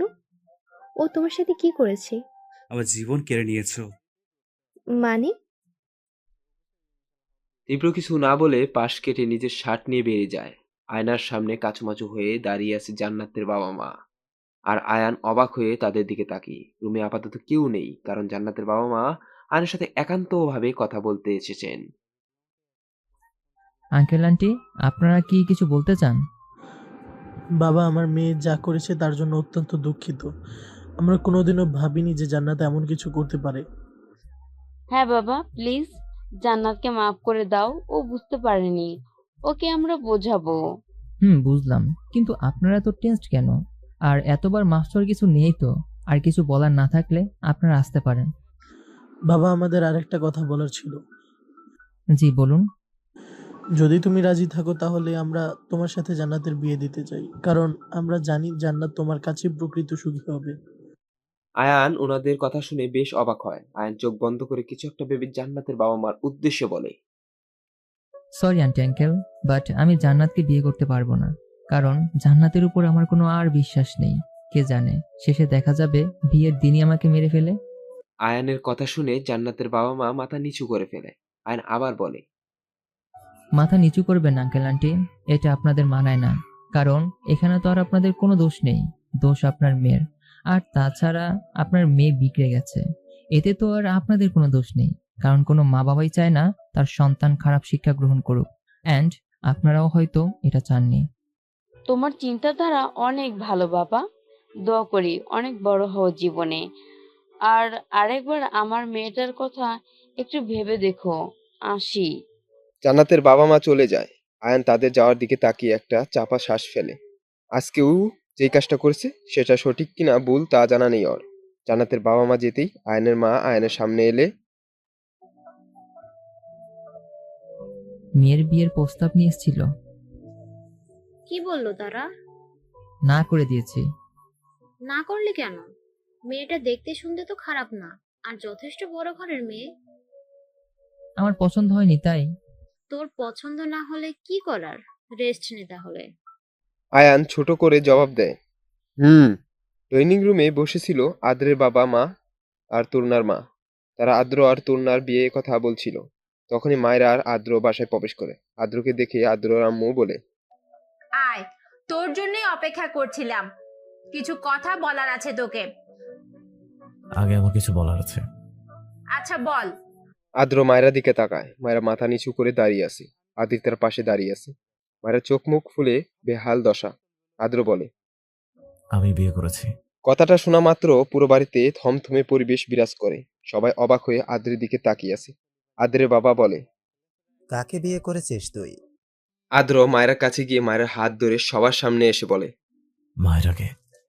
এই কথাটা শোনার পর আরেক দফা শক খায় সবাই। সিঁড়ি দিয়ে আয়ান ফোনে কথা বলতে বলতে নামছিল। এই কথাটা শুনে ওর হাত থেকে ফোন পড়ে যায়। বলতে গেলে সবার অবস্থা বেশ খারাপ। এই কথাটা শুনে আদ্রের আম্মু বলে, বুঝলাম তুই মায়েরাকে বিয়ে করেছিস, কিন্তু এভাবে আমাদের সবাইকে না জানিয়ে বিয়ে করলি কেন? আমরা কি না করতাম নাকি? আমার ইচ্ছা, এখন তোমরা আমাদের অ্যাকসেপ্ট করবে, নয়তো আমি মায়েরাকে নিয়ে বাড়ি ছেড়ে চলে যাব। বাড়ি ছাড়ার কোনো দরকার নেই, আমরা তোমাদের মেনে নিয়েছি। কি বলো আদ্রের মা? আদ্রর আম্মু মাথা নেড়ে হ্যাঁ বলে। আদর আম্মু অনেক আগে থেকেই চাইতেন মায়রাকে আদরের বউ হিসেবে। প্রতিদিন বলেনি ফ্যামিলির সম্পর্ক নষ্ট হবে বলে। আদরের আম্মু মায়রার কাছে গিয়ে মায়রার গাল ধরে উঁচু করে কপালে একটা চুমু দেয়। তিনি বলেন, আমি অনেক খুশি তুই আমার আদ্রের বউ হলি তাই। মায়েরা, ভাইয়া সরি। কাঁদছিস কেন? আমি রাগ করিনি তো। বাসার সবাই কথা বলছে, তার ফাঁকে মায়রা নিজের রুমে চলে যায়। রাতের বেলা তন্না নিজের রুমে জিনিসপত্র ভাঙচুর করছে। রাগে গা কাঁপছে ওর। যখন থেকে তন্না শুনতে পেরেছে যে আদরের সাথে মায়রার বিয়ে হয়ে গেছে, তখন থেকেই ওর মাথা গরম। তন্না এখন ভেবে পাচ্ছে না তীব্রকে কি জবাব দিবে। তখনই তন্নার ফোনে তীব্রের কল আসে। তন্না ফোন রিসিভ করে কাঁপা কাঁপা কণ্ঠে বলে, তীব্র আদ্রর, বিয়ে হয়ে গেছে তাই না? তুমি কিভাবে জানলে? কেমন তোর না, আমার জানার অনেক মাধ্যম আছে। তীব্র, আই এম সরি। এখন কি করব? সরি বলার কিছু নেই। ইভেন আমাদের কাজটা আরো সহজ হয়ে গেছে মায়েরা আর আদ্রের বিয়ের কারণে। মানে? Just wait and watch. কথাটা বলে তীব্র ফোন কেটে বাঁকা হাসে। কয়েক মাস পর রুমের এক কোণে দাঁড়িয়ে ভয়ে কাঁপছে মায়রা। মায়রার প্রচুর ভয় হচ্ছে যে প্রতিদিনকার মতোই আজকেও যদি মায়রাকে মারে আদ্র। এই কয়েক মাসে অনেক কিছু বদলে গেছে। মায়রার আদ্রের লাইফ পুরো নরকে পরিণত হয়েছে, স্পেশালি মায়রার লাইফ। মায়রার শরীরে আদ্রের মারা দাগগুলো কালশিটে হয়ে রক্ত জমে আছে। আদ্র প্রত্যেক রাতে ড্রিঙ্ক করে এসে মায়রাকে অমানুষের মতো মারধর করে, যার কারণ জানা নেই মায়রার। কিছু সময় অতিবাহিত হওয়ার পর মায়রা দরজা খোলার শব্দ পায়। মায়রা আস্তে করে মাথা উঠিয়ে দেখে আদ্র দাঁড়িয়ে। ওর হাতে একটা ড্রিঙ্কসের বোতল আর আরেক হাতে একটা লাঠি, যেটা দিয়ে প্রত্যেক দিন আদ্র মায়রাকে মারে। মায়রা ডুকরে কেঁদে ওঠে। কিছুক্ষণের মাঝেই মায়রার আর্তনাদে আশেপাশের পরিবেশ থমথমে হয়ে যায়। একটা অন্ধকারাচ্ছন্ন বদ্ধ ঘরে অজ্ঞান হয়ে পড়ে আছে আদ্র। এভাবে প্রায় বেশ কয়েক মাস ধরে অজ্ঞান হয়ে আছে ও। কিছু সময় পার হয়ে যাওয়ার পর ওই লোকটি প্রবেশ করে, যে কিনা আদ্রের মতো চেহারা, প্লাস্টিক সার্জারি করে এবং আদ্রের মতো কণ্ঠস্বর আওতা করে এতদিন মায়ের উপর পশুর মতো নির্যাতন করে আসছিল। লোকটা আর কেউ নয়, সে হচ্ছে তীব্র। প্রতিশোধ নেওয়ার জন্য ও উন্মাদ হয়ে উঠেছে, যে নিজের চেহারা পাল্টাতেও একবারও ভাবেনি তীব্র। তীব্র আদ্রের সামনে গিয়ে পাশে থাকা বালতি থেকে সব পানি আদ্রের উপর ঢেলে দেয়। ধরফরিয়ে উঠে বসে আদ্র। আদ্রর জ্ঞান ফেরার পরও মাথা ধরে কিছুক্ষণ বসে থাকে। প্রচন্ড যন্ত্রণা করছে ওর মাথায়। আদ্র আস্তে করে মাথা উঁচু করে আশেপাশে পরিবেশ ব্যাখ্যা করার চেষ্টা করে। আদ্র অতীত মনে করে। মায়রাকে বাসায় দিয়ে আদ্র জরুরি একটা কাজে বাইরে চলে যায়। মাঝ রাস্তায় আসার পর হঠাৎ আদ্রর গাড়িটা বন্ধ হয়ে যায়। আদ্র বিরক্ত হয়ে গাড়ি থেকে নামবে, তখনই কেউ ওকে শক্ত কিছু দিয়ে মাথায় আঘাত করে। তারপর থেকে ও এখানে অজ্ঞান অবস্থায় বর্তমান। আদ্রর সামনে তাকিয়ে কিছুটা ঘাবড়ে যায় নিজের মতো চেহারা অন্য কাউকে দেখে। তীব্র বেশ এনজয় করছে আদ্রের এমন অবস্থা। আদ্র চিন্তিত স্বরে বলে, কে আপনি? নিশ্চুপ। কথা কানে যায় না নাকি? কে আপনি? আর আমি এখানে কি করছি? তীব্রকে চিনিস? তীব্রের নাম আর তীব্রের মতো কণ্ঠ শুনে বেশ ঘাবড়ে যায় আদ্র। কপাল থেকে ফোঁটা ফোঁটা ঘাম গাল বেয়ে চুয়ে পড়ছে আদ্রের। তীব্র তাচ্ছিল্য হাসি দিয়ে বলে, কি হলো, ভয় পাচ্ছিস কেন? তুই বেঁচে আছিস? আর তোর চেহারা আমার মতো কেন? অবভিয়াসলি বেঁচে আছি। নিজের বোনের মৃত্যুর প্রতিশোধ না নিয়ে কিভাবে মরবো আমি? আদ্রে ঠিক এই ভয়টাই ছিল যে তীব্র একদিন না একদিন ঠিকই ফিরে আসবে। আদ্রে নিজ কপালে ঘাম হাত দিয়ে মুছে নেয় ও তীব্রকে বলে, দেখ তীব্র, তুই ভাবছিস তোর বোন নিজ ইচ্ছায় সুইসাইড করেছে? তীব্র রেগে যায়। ও অনেক জোরে আদ্রের গালে একটা থাপ্পড় দেয়, যার কারণে আদ্রের ঠোঁট কেটে রক্ত পড়তে থাকে। কিন্তু তবুও শান্ত থাকে না আদ্র। ও আবারও শান্ত স্বরে বলে, বোঝার চেষ্টা কর তীব্র, এখানে আমার কোনো দোষ নেই। কথাটা শেষ না হতে তীব্র নিজের প্যান্টের বেল্ট খুলে আদ্রকে আঘাত করতে থাকে। চোখ দিয়ে অশ্রু ঝরছে তীব্রর সাথে আদ্রর। ও কিন্তু তারা দুজনাই নিশ্চুপ। বেডের পাশে পড়ে আছে মায়রা। কাল রাতের মারগুলো বেশ জোরেই ছিল, যার ফলে মারের দাগগুলো থেকে রক্ত চুইয়ে চুইয়ে পড়ছে ওর। কিন্তু মায়রার ওদিকে কোনো খেয়াল নেই। ও আদ্রের কথা ভাবতেই ব্যস্ত। মায়রার এখনো কেন জানি বিশ্বাস হচ্ছে না যে এটাই ওর আদ্র। মায়রার আদ্র সেদিনের পর থেকে একটা আলাদা বাসায় থাকে, কারণ আদ্রের ট্রান্সফার হয়েছে। আদ্রের বাবা চেয়েছিল যে ওকে এখানে রাখতে, কিন্তু অদ্ভুতভাবে আদ্র সেদিন রাজি হয়নি। নতুন বাসায় ওঠার আগে মায়রা অনেক রঙিন স্বপ্ন বুনেছিল, কিন্তু মায়রা তো আর জানতো না যে এই নতুন বাসাটাই ওর জীবনের সব রঙিন স্বপ্নগুলোকে কালো অধ্যায়ে পরিণত করবে। আমেরিকা।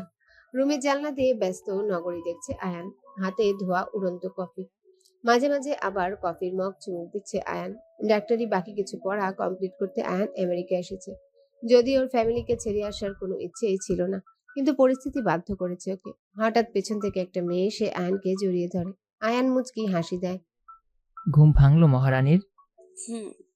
আমাকে আগে ডাকেননি কেন?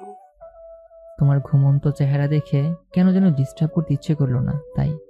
মেয়েটি আয়ানকে ছেড়ে দুহাত দিয়ে চুলগুলোকে খোপা করে নিল। মগ্ন দৃষ্টিতে সেই দৃশ্য দেখল আয়ান। মায়া করতে গিয়ে আমার কাছে তো লস করে দিলাম। মায়া না গো বউ, ভালোবেসে অনেক ভালোবাসি যে তোমায়। আমি অনেক ভালোবাসি, এক সমুদ্র সমান ভালোবাসি। জড়িয়ে ধরে একে অপরকে তারা দুজন ভালোবাসার রঙে রঙিন হয় আবারও নতুন করে। এই মেয়েটাকে গেস করুন সবাই। আদ্রকে মারার পর ক্লান্ত হয়ে সোফায় বসে পড়ে তীব্র তার একজন লোককে ডেকে ইশারা করে বলে।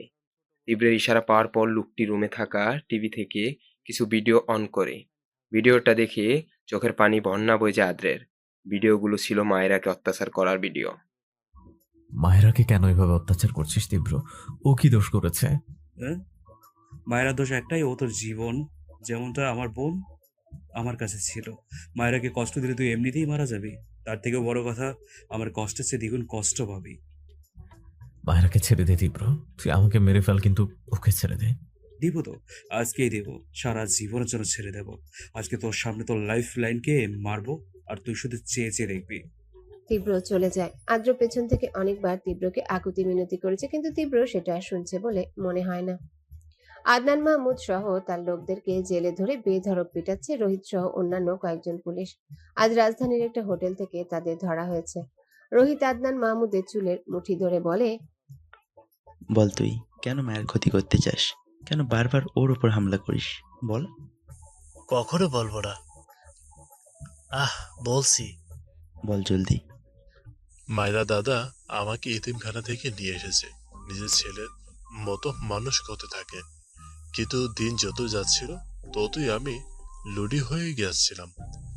তাই মায়াম্মার আম্মু যখন প্রেগনেন্ট ছিল তখন থেকেই আমি ষড়যন্ত্র শুরু করি। মায়েরার 5 বছর তখন আমি মায়েরাকে দূরে সরিয়ে দেই। আর তখনই আয়নের বাবা মা মায়েরকে পেয়ে নিজের সন্তানের নামে বড় করতে থাকে। মেয়েরাকে দূরে সরানোর পর সেদিন সুযোগ বোঝে মায়েরার মা বাবাকে সরিয়ে দেয় দুনিয়া থেকে।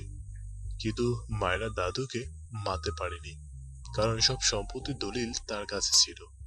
আর তিনি চাইছিলেন মায়ের মাকে সব সম্পত্তি দিয়ে দিতে। তাই আমি মায়ের মাকে মারার প্ল্যান শুরু করি, কিন্তু প্রতিবারই কিভাবে যেন প্ল্যান ফাঁস হয়ে যেত। তোর প্ল্যান ফল এত আদ্রের কারণে। মানে আর তো বুঝতে পেরেছিল মায়ের সাথে ঘটা অ্যাক্সিডেন্টগুলো কাকতালীয় না, কেউ ইচ্ছে করে করেছে। তাই ও আলাদা একটা টিম তৈরি করে মায়ের সেফটির জন্য। রোহিত বাকি পুলিশদের ইশারা করে বেরিয়ে যায়। আর এখন আদ্রকে খুঁজতে হবে।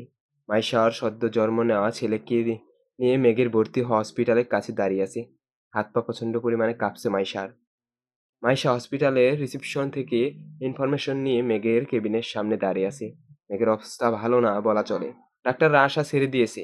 এখন ওষুধ দিয়ে যতটুকু বাঁচিয়ে রাখা যায় ততটুকুই মেঘের হায়াত। মেঘের কেবিনে প্রবেশ করে মাইশা মেঘের কাছে গিয়ে মাথায় হাত বেলায়। চোখ দিয়ে পানি পড়ছে ওর। কারো স্পর্শ পেয়ে চোখ খুলে তাকায় মেঘ। মাইশাকে দেখে মেঘের চক্ষু চরক গাছ। মাইশা বলে, কেন মিথ্যে বললে আমাকে? একটু কি বলা যেত না তুমি অসুস্থ? কেন এত কষ্ট দাও আমায়? কি করেছি আমি বলো? তুমি কষ্ট পাবে তাই আর বলা হয়নি। আর তোমার কষ্ট হচ্ছে না? মেঘ কিছু বলল না। হঠাৎই মাইশার বাচ্চাটা কেঁদে ওঠে। মেঘ চোখ বড় বড় করে মাইশার দিকে তাকায়। মেঘ বলল, মাইশা, ও আমাদের বাচ্চা? তোমার আর আমার ছেলে। মেঘ নিজের সর্বশক্তি দিয়ে উঠে বসে ছেলেকে কোলে নিয়ে হাজারো চুমু দিতে থাকে। মেঘের কোলে যাওয়া মাত্রই বাচ্চাটা কান্না বন্ধ করে দিয়ে হাসতে থাকে। মেঘ বাচ্চাটার দিকে মুগ্ধ নয়নে তাকিয়ে থাকে। মেঘ মাইশার দিকে তাকিয়ে বলে, ও কার মতো হয়েছে? তোমার মতো। সত্যি? আচ্ছা, ওর নাম কি হবে? তুমি ঠিক করো। শ্রাবণ। মেঘ নামটা উচ্চারণ করার পরই হেসে উঠে ওদের ছেলে। হঠাৎই মেঘের শ্বাস নিতে কষ্ট হতে থাকে। মায়েশা অস্থির হয়ে ডাক্তারকে ডাকতে যাবে, তখনই মেঘ মায়েশার হাত ধরে বলে, আমার সময় শেষ মাইশা। তুমি আমাদের ছেলেটাকে মানুষের মতো মানুষ করো। ভালোবাসি মাইশা। মেঘ কথাটা বলার পর আজীবনের জন্য চুপ হয়ে যায়। পৃথিবীর মায়া ত্যাগ করে চলে যায় বহুদূর। মায়েশা নিস্তব্ধ হয়ে গেছে। আয়ানের বিয়ে হয়েছে আজ 6 মাস হলো। আয়ান বিয়েটা করতে রাজি ছিল না, কিন্তু ওর ফ্যামিলি বেশ জোর করে ওকে বিয়ে করায়। এতক্ষণ তার সাথে খুনসুটি করছিল আয়ান। আয়ান না চাইতে নোরাকে ভালোবাসতে বাধ্য। আয়ানের ভাবনার মাঝে এটা কখনোই ছিল না যে ও কখনো জান্নাতকে ছাড়া অন্য কাউকে ভালোবাসতে পারবে। কিন্তু নোরা সেই অসম্ভবকে সম্ভব করে দেখিয়েছে। নিজের ভালোবাসার জালে আবদ্ধ করেছে আয়ানকে। রোহিত আদ্রকে খুঁজতে খুঁজতে ঠিক ওই জায়গাটাতে পৌঁছে যায় যেখানে আদ্রকে আটকে রেখেছিল তীব্র। রোহিত রুমটার দরজা খোলা মাত্রই আদ্র এসে জড়িয়ে ধরে রোহিতকে। আদ্র বলে, একদম ঠিক সময় এসেছিস। আমার এই মুহূর্তে তোরই প্রয়োজন ছিল। আর তো তুই এখানে কেন? তীব্র আমাকে আটকে রেখেছিল। তীব্র তোর ওই ছোটবেলার ফ্রেন্ড? হুম। ও তো আটকাবে কেন? তীব্রের বোন তুবাও আমাকে ভালোবাসতো, কিন্তু আমি ওকে পছন্দ করতাম না। এই সামান্য কারণে তুবা সুইসাইড করে, আর তীব্রের মতে আমার কারণে তুবা মারা গেছে। আমি ওকে মেরে ফেলেছি, তাই ও প্রতিশোধ নিতে চায়। তীব্র ওর বোনকে ওর জীবন, ওর বাবা মার থেকেও বেশি ভালোবাসে। আদ্র এতটুকু বলেই দৌড়ে বেড়ে যায়। রোহিত পিছন থেকে আদ্রকে ডেকেছিল, কিন্তু ও না শুনে গাড়ি নিয়ে বেরিয়ে যায় ওখান থেকে। তীব্রর হাতে একটা তলোয়ার। ও বেশ যত্ন করে তুলে রেখেছিল নিজের বোনের মৃত্যুর প্রতিশোধ নেবে বলে। তীব্র তলোয়ারটা নিয়ে মায়রার রুমের দিকে এগিয়ে যায়। রুমে ঢুকা মাত্রই মায়রাকে দেখে বাঁকা হাসি দেয় তীব্র। তীব্রের হাতে তলোয়ার দেখে অনেক ভয় পায় মায়রা। ও অবাক হয়ে বলে, আপনি, আপনার হাতে ওটা? তোমাকে মারার জন্য আমার প্রতিশোধ পূরণ করব আজ। কে আপনি? আপনি আদ্র না, অন্য কেউ। আপনার চেহারা আদ্রের মতো কেন? তীব্র সবকিছু খুলে বলে মায়রাকে। সবকিছু শোনার পর মায়রা অবাক হয়ে তাকিয়ে আছে তীব্রের দিকে। মায়রা পালাতে যাবে, তার আগে তীব্র ওকে ধরে ওর পেটে ছুরি ঢুকিয়ে দেয়। 5 বার ছুরি আঘাত করার পর আদ্র এসে তীব্রের হাতে গুলি করে দেয়। মাটিতে লুটিয়ে পড়ে মায়রা। পিছন থেকে রোহিত এসে তীব্রকে ধরে নিয়ে যায়। আদ্র জলদি করে মায়রার কাছে গিয়ে মায়রার মাথা নিজের কোলে নেয়। আদ্র কান্না করে বলে, মায়েরা, তোর কিচ্ছু হবে না। দেখো, হসপিটালে নিয়ে গেলেই তুমি ঠিক হয়ে যাবে। পৃথিবীতে থাকার সময় শেষ আমার আদ্র। আমি আর আপনার সাথে থাকতে পারবো না। আপনার বাচ্চার মা হতে পারবো না। আপনাকে অতিরিক্ত চাওয়া হতে পারবো না। ভালোবাসি আদ্র, খুব ভালোবাসি। কখনো ভুলবে না তো আমায়? মায়েরা, পাগলের মতো কথা বলিস না। তোর কিচ্ছু হবে না, তুই ঠিক হয়ে যাবে, দেখছিস। মায়েরা জোরে জোরে শ্বাস নিতে শুরু করে। আস্তে করে আদ্রের বুকে ঢলে পড়েও। 7 বছর পর মায়েরার কবরের সামনে দাঁড়িয়ে আছে আদ্র। হাতে পায়ে ওর শিকল পরানো। আদ্র আজ একজন মানসিক রোগী। মায়েরা মারা যাওয়ার পরপরই পুরোপুরি পাগল হয়ে যায় আদ্র। তীব্রতার কর্মকাণ্ডের জন্য ফাঁসির দড়িতে ঝুলেছে। মায়েশা নিজের বাচ্চাকে আজ মানুষ করতে ব্যস্ত। আয়ানেরও একটা মেয়ে হয়েছে। ওরা সবাই ভালো আছে, ভালো নেই শুধু আদ্র। আজকের দিনে মায়েরা মারা যায়, তাই এদিনে মায়েরার কবরের কাছে আদ্রকে না আনলে ও আরো বেশি পাগলামি করে। আদ্র শিকল ও পরিহিত অবস্থায় মায়েরার কবরের কাছে গিয়ে বসে। আদ্র ফুপিয়ে ফুপিয়ে কেঁদে ওঠে। ও বলে, কেন আমাকে ছেড়ে গেলি মায়েরা? আমার ভালোবাসা কি কোনো কমতি ছিল? এত স্বার্থপর কেন তুই? তোকে এত ভালোবাসা দেওয়ার পরও চলে গেলি। ভালোবাসি মায়াপুরী, অনেক ভালোবাসি। একবার ফিরে আয়। কেন বুঝিস না মায়াপুরী? আমি তোকে অনেক বেশি করে চাই। একবার ফিরে আয় মায়াপুরী। কাঁদতে থাকে আদ্র। ওর সাথে আসা ডাক্তাররাও কাঁদে। সমাপ্ত।